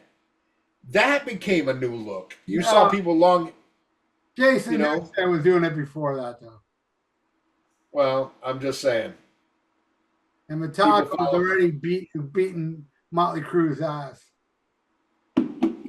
Was that before that, though? No, it wasn't. Jason Newsted shaved the side of his head for Justice for All, 88, a year before.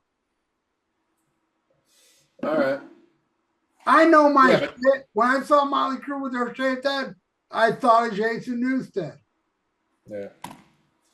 Yeah, but nobody cared unless Motley Crue did it. But this song's fucking terrible. Girls, I mean, fucking terrible. How could this be the same band that did Shout the Devil? I mean, even listen to, Too Fast for Love. Shitty album. And then they come up, they do fucking Shout the Devil, which to this day still stands the test of time, man. I listen to that shit, I'm like, awesome. Love the guitar work, love the lyrics, the fucking everything about it. The look, everything great. And that's it. And then they don't do shit till 94. That is revolutionary, but by then nobody gave a shit. Everybody wanted more girls shit. Fucking terrible. And they put out a new song that I think is decent, and most people are like, oh, it sucks because it doesn't sound like Crue. Like, yeah, because you're used to shit. Stupid motherfuckers. Girls sucks. But then we get into the worst shit on this album. Holy fucking shit. That's as good as it gets on this album. We go to the next track. It's so stupid I can't remember the name. Dancing on Glass. Holy shit. I dare anybody. Mark, I dare you to defend this. Oh, I would. Downtown. Yeah. Yeah. And that fucking American Idol ending to this song. I mean, like, I call it the Pointless Sisters. The Pointless Sisters are all over this fucking album. These chick background singers. If you remember in the videos, this is when they had that shit on stage. They would have the two girls. Mick Mars ended up marrying one and shooting her with a gun. You know, I forget what they called them, the Cruettes or some shit like that. You guys know Nasty what I'm talking Habits. about? Wasn't it Nasty Habits? Yeah, whatever. Oh. It was fucking horrible. It's fucking terrible. Sweet Jesus. Oh, sweet Jesus. You know, what the fuck is this shit? What the fuck is this shit? Somebody explain this fucking song to me. Somebody. Mark. I like stand the up for background. this shit. I am. I like the background vocals. I like this song. I like the riff that Mick is doing in it. I like downtown, downtown, and then fucking Vince's vocal. How's it go? Downtown, downtown. You know, the background that follows him when he says it. I like it, man. But on Shout at the Devil, I still think that Nikki Sixx stole the lyrics from a heroin addict in the gutter for that album. He didn't really write it. But that's my I love Dancing on Glass. I don't mind it until the chick comes in the song. Then it ruins it for me. The girl singing was horrible. I don't think it's a great song, but compared to what's coming up, it's all right. It's all right, but it ends horribly. That's Ralph, you forgot to do this. eyeball. What's after this? Nona? No. There's another horrible song. Bad Boy Boogie. Woo! How dare they desecrate a killer AC/DC song title? You know, you got AC/DC's Bad Boy Boogie. On the day I was born, the rain fell down. There was trouble brewing in my hometown. AC/DC, Motley Crüe. I listened to The Cure and a girl touched me and I cried. Come on. You cannot compare either one. This is probably the worst song. All right. I would put this above Girls, Girls, Girls, and the Suck Them. A Bad Boy Boogie. Holy shit, is this fucking horrible. Holy crap. It's just shit. It's pure shit. And now for the opposite view, Mark Alden Taylor. Oh no, I agree with you on this song. This is bad as bad. This is fucking, it just sounds weak and lazy. It's just a fucking, hey, let's get a fucking groovy song. Let's do groovy Motley Crue. No, this is like fucking the fucking Led Zeppelin doing the crunge, the fucking James Brown. No, it don't work. Stop. All right, cool. There you go. Hey, therapy's working, Mark. For fuck's sake, Jesus Christ. Mick Mars is to the blues what Mark is to podcasting. Hey, Mark, I told him to say that.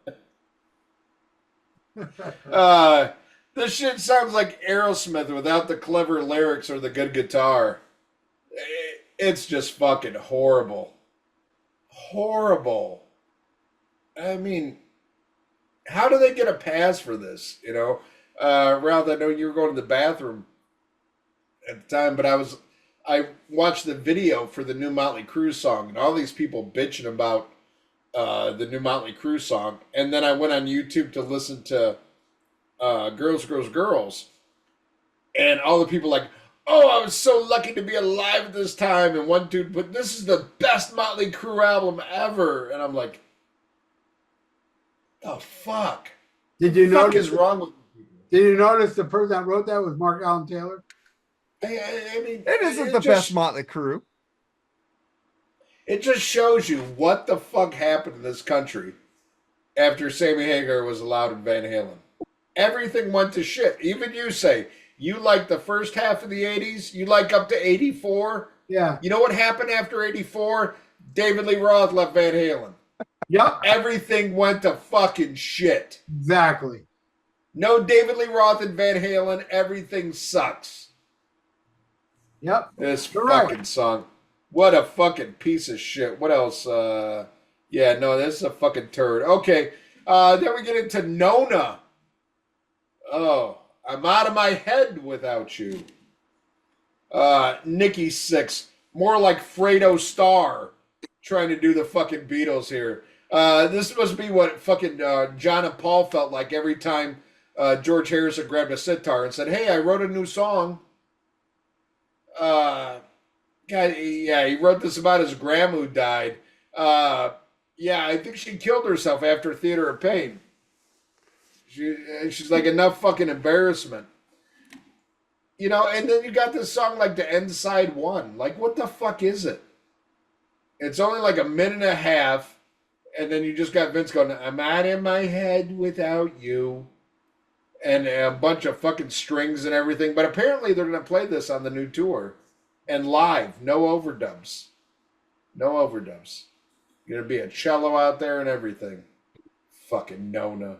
You like this? Nona. Oh no, this is a horrible filler, and it ain't even close to killer, man. And yeah, that sitar comment by George Harrison, "With Them Without You" is like one of the worst songs I've ever heard in my life. And compared to Revolution Number 9, fuck those songs. That's saying something because you've listened to every Sammy Hagar album. Yeah, fuck with the sitar shit. I think there's only one George Harrison sitar song I like. I think it's on I forgot what it was, but fuck, this song sucks, man. Well, how could I defend this piece of shit? Well, I can. All right. Now y'all are heartless assholes because sure the song sucks. That goes without saying. But you got to understand, Nikki Sixx released this after Grandma died. Imagine if he would have released this while she was alive. See, Nikki Sixx ain't that bad. All right, why don't you flip this fucking turd over then? What's the next one? Hold on. It's going to be a good one. 5 Years Dead. Ugh. Boy, talk about repetitive. How many times do they say 5 year dead at the end of the song? I think they say 5 year dead at the end of the song for 5 fucking years. It just won't stop. 5 years dead. 5 years dead. Oh my God, what a steaming turd this fucking song is. And it's not interesting before it gets repetitive. It's just it's horrible. It's so bad they refuse to play it live. That's what I think. That is true. Never played live. Ian? Only 4 songs off of this were ever played live, I believe. And I saw, 3 of them. The 4th one I didn't see. I know, what was it, Bad Boy Boogie, I think? Yeah, Bad Boy Boogie and All in the Name. I got lucky. I saw, oh no, they played 4. No, they played. Well, they did play I'm not counting because it's a cover, but Jailhouse Blues was played. They played Wild Side, Girls, Girls, Gold, Dancing on Glass, and On the Name of when I saw that show. Yeah. Yeah, you got out lucky. Oh yeah, I didn't get Bad Boy Boogie, thank God. Oh my God. Who likes this song? This is why Johnny Vogan got divorced. I'm going to tell you this. Johnny don't even know this, but that's why his wife left. Because he listens to shit like this. I love you, Johnny, but you're going to chase every woman away with this fucking song. Nobody wants to hear this Pointless Sisters shit. Mick Mars shitty fucking slide guitar. Jesus Christ. This song took 5 years off my life. And I'm happy. I'm happy. 5 years fucking dead. Oh my God. The amount of filler on this fucking album is ridiculous. And this shit went 4 times platinum. 4 times platinum. In the 80s, out of sight, out of mind. Well, it's probably because Home Sweet Home was such a big hit. Went double platinum. This went 4 times platinum. Well, come on. I mean, it's not as bad as Oh You Wait 1 2. You know, and that's a little more than fair warning. Yeah, it's about what? Oh my God. It's ugh. Mark, what do you think of 5 Years Dead? I love it. It's a good song. Yeah, thank you, Parrot Mark. But yeah, I think it's fucking cool. I like it. Yeah, the lyrics are a little repetitive, but I like that slide solo. I like slide solos, man. I love David Gilmour. Fucking, I know Mick Mars What ain't no the David fuck Gilmour. did you just? Whoa, whoa, whoa, whoa, whoa, whoa, whoa!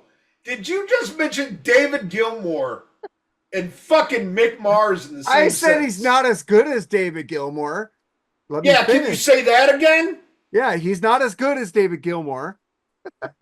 Eyeball. Jesus fucking But I Christ! like the slide. I like the Dwayne Allman stuff. So I That's like like this saying, stuff. "Oh, I love pussy, but a man sucking my dick's pretty cool too." Fuck no. That's what it sounds like to me too, Ian. Yeah, Oh fuck. Sorry, I triggered you. Jesus fucking good. Oh, Mick Mars, David Gilmour. Oh, I was just comparing slides. David Gilmour's 1,000 times superior to Mick Mars. So You think? yes, I know. You I don't fucking think? Jesus Christ! All right, I like the God song. damn.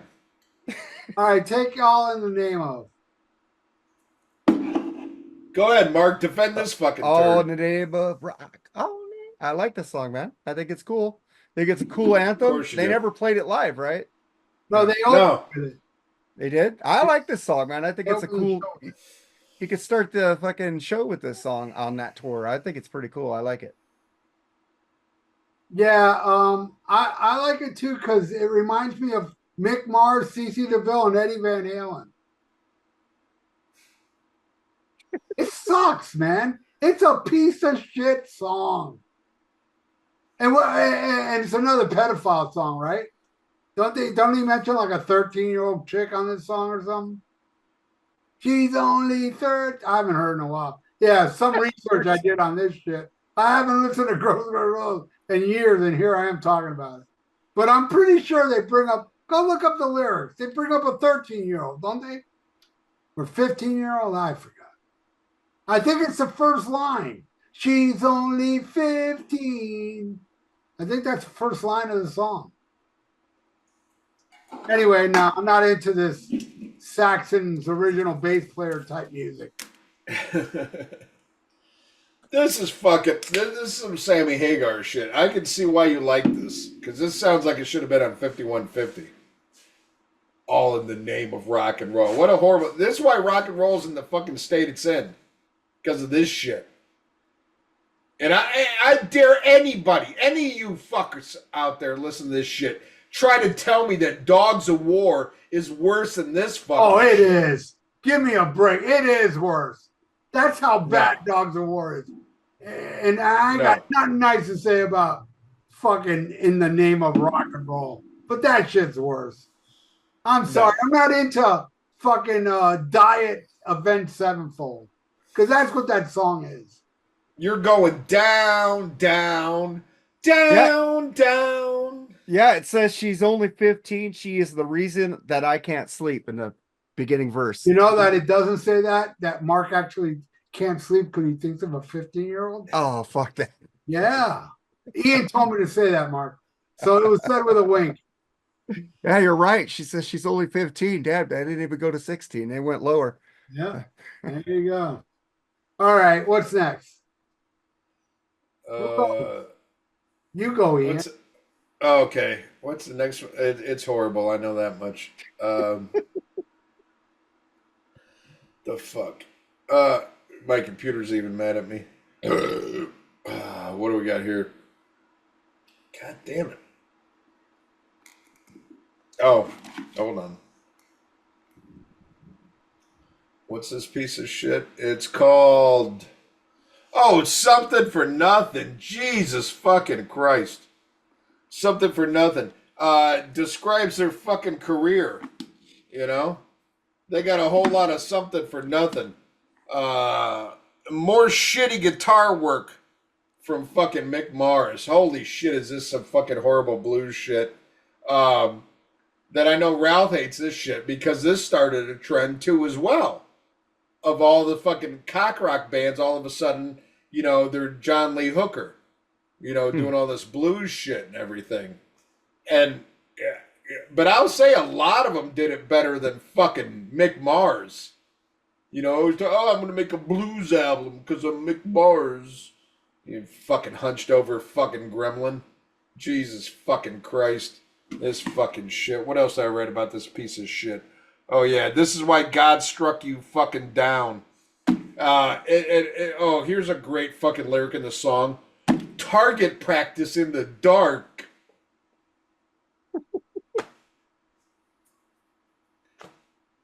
Target practice in the fucking dark.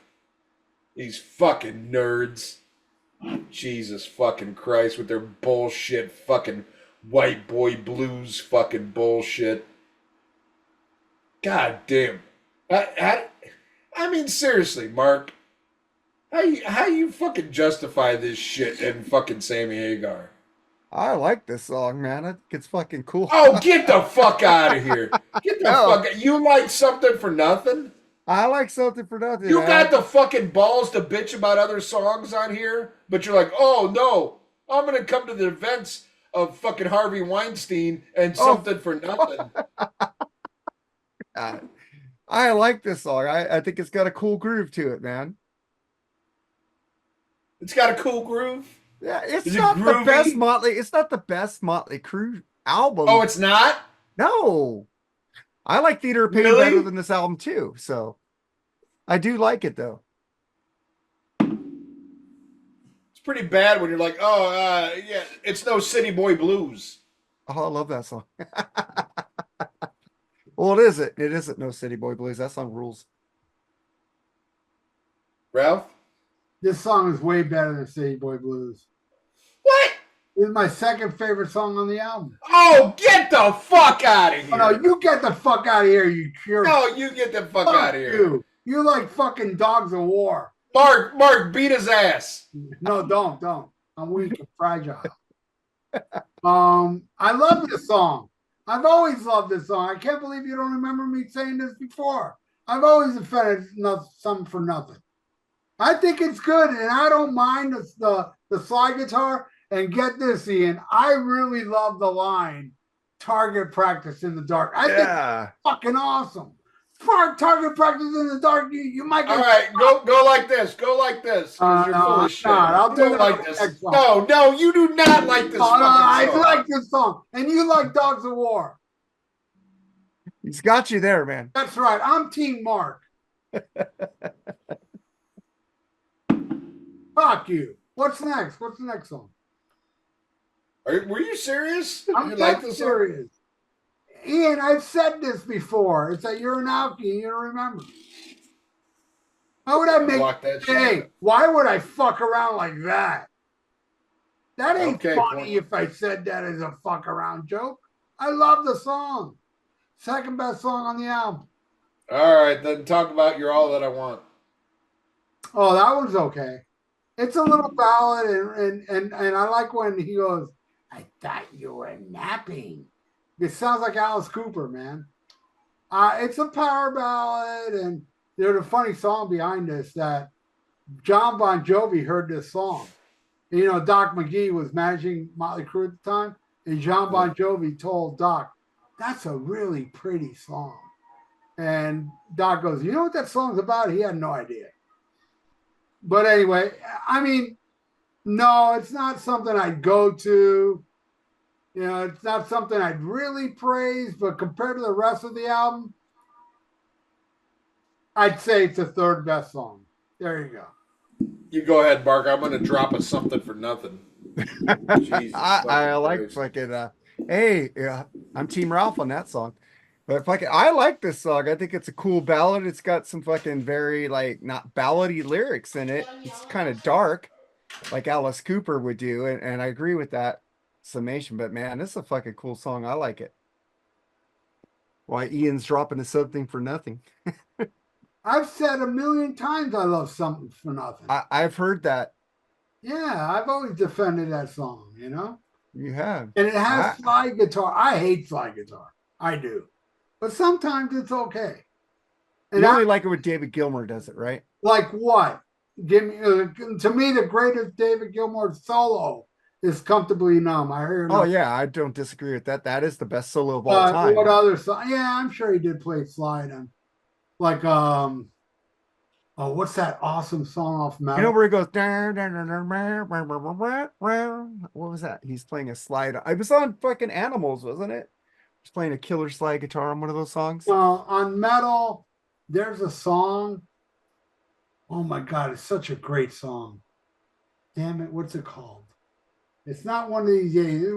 It's a long ass song. It's like Echoes. I Yeah. think he plays slide on Echoes, and it's good. I dig slide guitars on some occasion. And then like Mick Mars pisses me off with slide guitar. Big time. He does it on Some for Nothing. But every other song I hear the slide guitar, and it all started with Theater of Pain. There was no slide guitar on the first two albums, except I think it was Taking Me to the Top. He went, just one little slide. But everything Mick Mars did with slide guitar, I fucking hated. Like Primal Scream's an awesome song. I hate the solo. I hate the solo. But the song is awesome. Anyway, Ian, what do you think of You're All I Want? Best song on the fucking album. But that ain't saying much. But I do appreciate that it's a dark fucking song. Kind of cool. MTV banned the video because of how dark it was and shit like that. But it's no fucking Home Sweet Home, you know. That I agree with. I'm a fan of Home Sweet Home. I love that song. Yeah, that song rules. Best thing Mick Mars ever did, solo wise. But yeah, I mean it's an alright song. It sticks out here because the album sucks so bad. You know, but it's not horrible. And I'm the guy that hates fucking ballads. But I gotta say, it's probably the best written song on the album, and probably the best vocal performance by Vince. Vince is not a bad singer, man. I defend. I mean, yeah, he sucks live, but man, listen to that solo album, Exposed. Phenomenal on that album. Phenomenal on. I've never heard that album. That album, he sounds so good. He sounds so good on. A lot of people like it. I maybe I need to listen to it. What'd you think of Carved in Stone? I liked it, even though it was different, and he threw a couple shit songs on there like industrial crap, but then it had like Black Promises, like a Sabbathy tune, one Mouth to Feed. There's some great shit on that album. Yeah, I like it. I like it a lot. I've never listened to any of his solo shit all the way through, but I did like what's that, Tattoos and Tequila, when he did That He's was a mostly Whore. covers, wasn't it? Yeah, it was. I think it was all covers. Yeah. But I liked He's a Whore. I don't mind Vince Neil's voice in a lot of these albums. I thought he was a damn fine singer. You know? Yeah. That's how I know Mark feels that way. Not good, much like Stephen Pearcy. I love in the studio. Live leaves a little bit to be desired. But I will say, I just saw a video on YouTube the other night, and it was nice, like a 4K fucking really good recording. He's going out doing Out in the Cellar in its entirety, and then doing some Rat songs. Sounded really good for Stephen Pearcy, and for like you could tell he's playing at a small club. You know, they don't even have the fucking technology to AI his shit. I thought it was pretty good. I'm going. But anyway, he's coming. He's nice casino down here doing all Out of Cellar, so I'm going. Yeah, no, I recommend it. From what I saw, I recommend it definitely. But okay, enough about a better band than fucking Motley Crue. The last song, holy shit. Jailhouse Rock. I mean, that's what you need, to have 10 songs on this fucking album when, okay, really, and what's known as, so basically you got 8 songs, 2 that you still play, you ignore the rest of the album, and this horrible fucking cover. I mean, fuck Elvis, fuck this song, fuck this album, fuck this band, Rat Forever. I'm not a fan of this song, period. The closest I can come to handling this song is the Blues Brothers. And that's it. Not a fan of the song. Everybody knows I hate Elvis. So probably not the best judge. Uh, but I do think even for somebody with my sense of humor, and my taste, I think this is in poor taste because this is, after the fucking, he killed Razzle and, did his time in jail and everything, and then you release Jailhouse Rock. Not only is it a lazy track, but I do think it's in poor taste. And something I didn't think about like initially when it came out, when Motley Crue released those box sets and it was, music to crash your car to. Uh, that is kind of in poor taste, Kinda. Well, you know what? I mean, I have a fucked up sense of humor, but here's the thing: he really did kill a guy, And then you do this shit, and he got away with it because of who he was. So not only is it shitty and in poor taste, but what a limp way to end the album. This is some crap. I made a news report about this. Imagine in 1984, it was Vince Neil that got killed in that accident. Today, we all be praising Vince Neil. Like, man, once Vince Neil died, Motley Crue went downhill, man. Oh, yeah. People would give a shit. Here's the thing. Hanoi Rocks sucks. Yep. Nobody gives a fuck. The only time that people gave a fuck, and I'll say myself included, the only time I gave a fuck about Hanoi Rocks is because Axl Rose was going off about what a great band they were. And then they re-released the Hanoi Rocks albums on Uzi Suicide Records, which was a short-lived Axl Rose label. And this is probably around the time like Lies came out. This is before Use Your Illusions and all that shit. And Guns N' Roses were like the biggest band. I'm like, well, fuck. If Axl Rose thinks they're cool, they gotta be cool.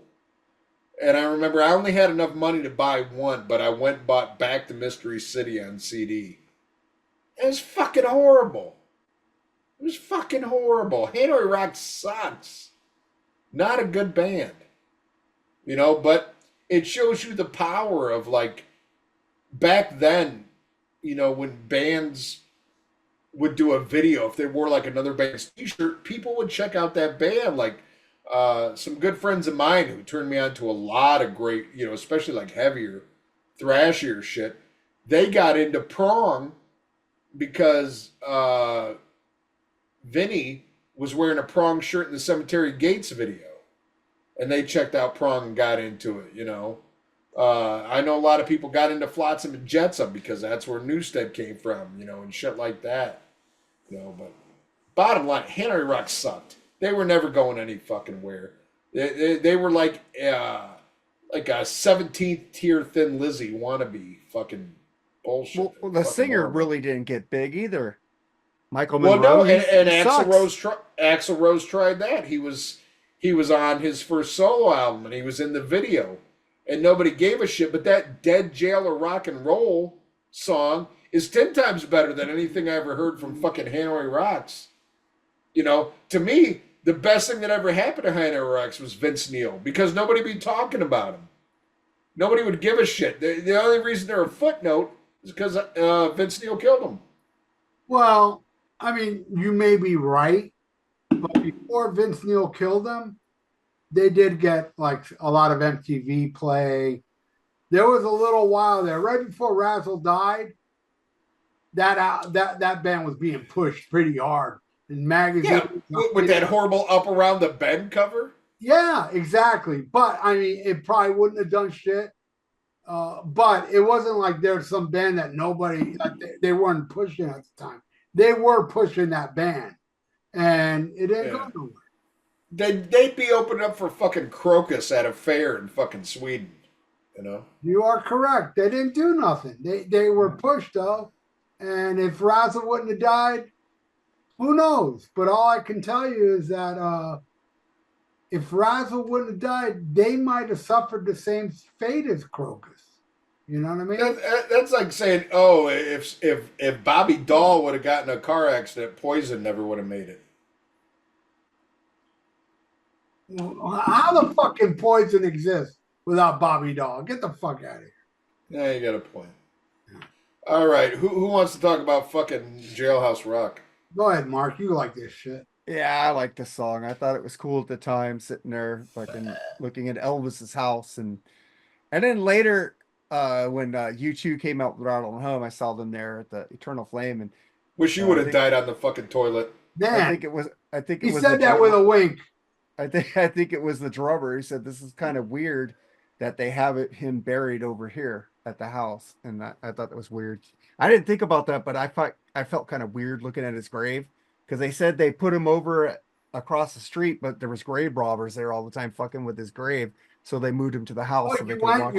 you went to Graceland? Yeah, Okay. Grayson was cool, man. I loved the rumble room and stuff, and he had all his badges and stuff from police because he was a huge like law enforcement supporter. He liked badges, from Fag. different. He wanted to be a cop, so I thought it was cool. I like the song, and it's a cool ender, man. I like it. Yeah, I hate it. They played it on the Theater of Pain tour, telling us in the crowd it was going to be on their next album. Oh, we're recording tonight, and this next song is going to be on our next album. And they played Jailhouse Rock. I remember that. I believe it was the last show of the tour. It was around Christmas, and that was when the first time I heard, "Have a Motley Christmas and a Happy Crue Year." They said it on stage. That was an awesome show, I got to say, though. The Theater of Pain concert was way better than way better than any tour they did after Shadow was the best, but it was opening for Ozzy. But Theater of Pain had the best drum solo. It levitated sideways, and Tommy Lee played a drum solo with no effects, no techno. He was even doing techno shit on Girls, Girls, Girls. With that spinning shit, there was techno shit going on. It wasn't as good. The Theater of Pain drum solo was the real deal. And yeah, Jailhouse Rock sucks. I love Elvis, and I hate this version. Elvis's version's awesome. And the movie, probably my favorite Elvis movie is Jailhouse Rock. There you go. That's what I think of Goyles. All right, well, that's our review of Girls, Girls, Girls, released May 15th, 1987, their last album with Tom Werman, who produced Shout at the Devil, Theater of Pain, and this one. Yeah, it's gone 4 times platinum. That's fucking ridiculous. Made it to number 2 on the charts. Whitney Houston. I remember. It was Whitney Houston that kept them off number 1. Wow. And then what's funny, I was looking at my first Motley Crue show. Because believe it or not, I never saw Motley Crue until their very first reunion show with Vince Neil. I saw the very first one at Zephyr Hills, Florida, April 5th. Holy shit, 1997. I was lucky. They only played 10 songs, and this is what I had to deal with. Shout at the Devil 97, Wild Side, Generation Swine, Dr. Feelgood, Afraid, Live Wire, Primal Scream, the first time they ever played it live with Vince Neil. That's not true. What's that? It's not true. That's what it says. They played on those festivals on Decade of Decadence tour. Did they tour for that? In Europe, they played with ACD. Oh, well, that's what it says on here, live debut. Find Myself, Kickstart My Heart, and then an encore of Home Sweet Home. And that was my first Motley Crue show. And then I saw him on the Carnival of Sins tour, and I saw him twice on the Farewell tour. Both times they got their ass handed to them by Alice Cooper. Yeah. And that'll be the last time I ever see fucking Motley Crue. I guarantee you that. They never were better live than Theater of Pain. Shout out to Devil Theater of Pain, and I'd seen a bunch of Crue shows after that. Those 2 shows was prime. So Shout at the Devil, was that opening for Ozzy? Yeah, and I was front row for that. Nice. Yeah, and I met them that day. I went to Peaches. That was the record signing thing? Yeah, yeah, yeah. And then outside, somebody took a picture of all of us, and I'm holding up my Shout the Devil album. And I don't remember taking that picture. And then 40 years later, my friend David found it on some Crue website in Los Angeles. He goes, dude, is that you? I was like, holy shit. That's the fucking Shout the Devil album that I still have today, signed by all four of them. Hell yeah. Nice. I got to see the real Motley Crue. How many times have you seen them, Mark? I just saw them on the horrible stadium tour, but they were horrible there. But I like Def Leppard and Poison were awesome. Joan Jett was okay. Joan Jett uses tapes. Did you see? Yeah, I didn't like it. I didn't like it. I saw Sick Stanley's video, yeah. Yeah. I saw Joan Jett. I thought she was good, but it might have been a good tape. I don't know. Yeah, it was a good tape. All right, well, now it's time to go into the pick of the week. Woo, I don't have one. All right. Mark, you're our special ed guest with mental deficiencies. Do you have a pick of the week? Yeah, so a band that's been on our podcast, well, the vocalist Katie Hart, really cool chick. Their band is out of Nashville. Chris Senzak likes them. I asked him. If you like 70s heart and 70s like female vocalists, check out Sunflower Fox and the Chicken Leg. I know they have a fucking weird name, but they just released their debut album, 7-song album. Okay. All right. Well, now we'll go to my pick of the week, and I had to change it because I was all set that my pick of the week was going to be the new Accept, you know. And while I don't hate the new Accept, like I said earlier, they've definitely done better. But if you want good drinking background music, check it out. Humanoid, it's the new one. But I had to change it to be sincere. My pick of the week this week is Ted Nugent's Intensities in 10 Cities. Hell yeah. Yeah, great one. Fucking A, man. I put on that album. I was listening to it. I didn't get all the way through because I was fucked up on our start time. But goddamn, even just side one, Put Up or Shut Up, Spontaneous Combustion, My Love Is Like a Tire Iron, Jailbait. I know it's fucking horrendous lyrically. Musically, that is better than any Motley Crue song ever written. Jailbait fucking kicks ass. I'm a Predator. Another weird Ted song, but I love it. But even side two, which I didn't get to re-listen to today, but Land of a Thousand Dances, The Flying Lip Lock. I mean, there's some great songs on there. And it's a prime example. You don't have to like somebody to love their music, man. I'm not a Ted Nugent fan personally. I would never pay to see him again. I've seen him once, and he was great. But, man, old school Ted Nugent is fucking awesome. And Intensities in 10 Cities, I mean, not only a fucking awesome fucking album title, but just cool for an artist like that to do that. You know, in the early 80s, I'm going to release a live album of songs that nobody knows. And it fucking kicked ass. It was his final album with Epic Records. His final album with Cliff Davis on drums. You know, it was from the original Ted Nugent band. I did not know that he killed himself a few years ago. Did you know that, Ralph?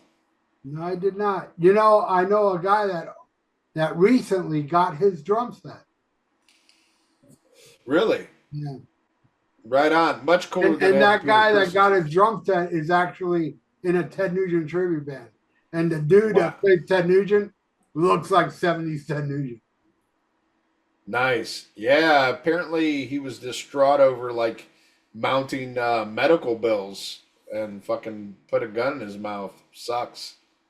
Great drummer, man. But man, 70s Ted Nugent. Like, I don't give a fuck what you think politically or whatever, anything like that. If you like good fucking music and good guitar, unlike Mick Mars, if you want to hear a good guitar player, listen to fucking Ted Nugent. Because the guy can't play fucking guitar, unlike Mick Mars. Back in the day, Flying Lip Lock was a radio staple. When that album was, Yeah. it was all over the radio. That song. No, I was surprised when I actually looked up the stats on the album. That was the biggest charting single from the album. There was 3 singles, and I would have thought Jailbait was all over it, but no, it was Flying Lip Lock. Heads Will Roll was the other one, right? Yeah. I love that song. Yeah, no, but video. There's a cool video of Ted getting his head chopped off with a guillotine. I haven't seen that. It's a badass song. Video. No, but no, great album, great fucking album. So that is my pick of the week. Ralph, what you got? Architect of Chaos. I spoke about this a little earlier. This is the greatest thing Paul Di'Anno has done after Iron Maiden. This album, is this the new one? No, it's pretty old. Oh, I've never heard of that one. I don't know what year it is. I think it's 2013. It's heavy. It's awesome. That is my pick of the week. Check it out on YouTube. The name of the album is The League of Shadows. Architect of Chaos. This album fucking rules. I just recently bought it because I've had it on MP3 all my life. And I was like, man, I need the CD. I need to buy this. Yeah, I need to check that out. It's awesome. Love it. Check out the song Rejected. Badass. And is it still set up that whenever he releases his new album, we're going to have him on the show? Is that still a thing? I have to talk to that guy again. I believe so. Well, that's something for people to look forward to. Us talking to Paul Di'Anno. That's going to be awesome. Yeah. We got to have Mark on that show. No. Mark can explain why Bruce Dickinson is better. Nah. Yeah. Okay. No, we're good. We're good. All right. Well, now it's time to go into Fan of the Week. And Fan of the Week, fuck it. You're here, Mark. Yeah, it's Mark, man. He listens to us all the time. I love it. And I know you listen to us all the fucking time, even when you had your falling out. No, but at least he admits he listens to us. Yeah. Yeah. And that's the thing. That's some of our best, probably our most loyal listeners are haters. Yeah. Because I've seen some shit. I've seen some posts that people have put it like, "Oh yeah, I'm OG. I'm a hardcore fan." They haven't heard every episode. The people who hate us have heard every fucking episode, and that's Mark. But you know what? Seriously, this makes me happy because I was really disappointed, Mark. When all this shit went down, I was disappointed in you, but not as disappointed as your father when you told him you're a Sammy Hagar fan. But, hey, Mark didn't like that one. He didn't laugh. He's pissed. Yeah, well, he knows. Your dad took you to the woodshed, not for fun. He took you, whooped your ass when he found out you like that fucking OU812 shit. Nah, I had a single mom, and I'm the one who got her into music. So all right. I told Ian to say that to you, and I wasn't. Okay. Well, if I was your dad and you said you like Sammy Hagar, I wouldn't claim either. But anyway, nah, man, I'm glad you're back. And you know what? Fuck it, I'm gonna add you back to the Facebook page, but don't be a douche. Don't sit there and post a bunch of fucking Oasis videos. Yeah, look. If you put them back on the Rock and Metal Combat podcast page, yeah, I'll be 100% fine with that. Eyeball. I'm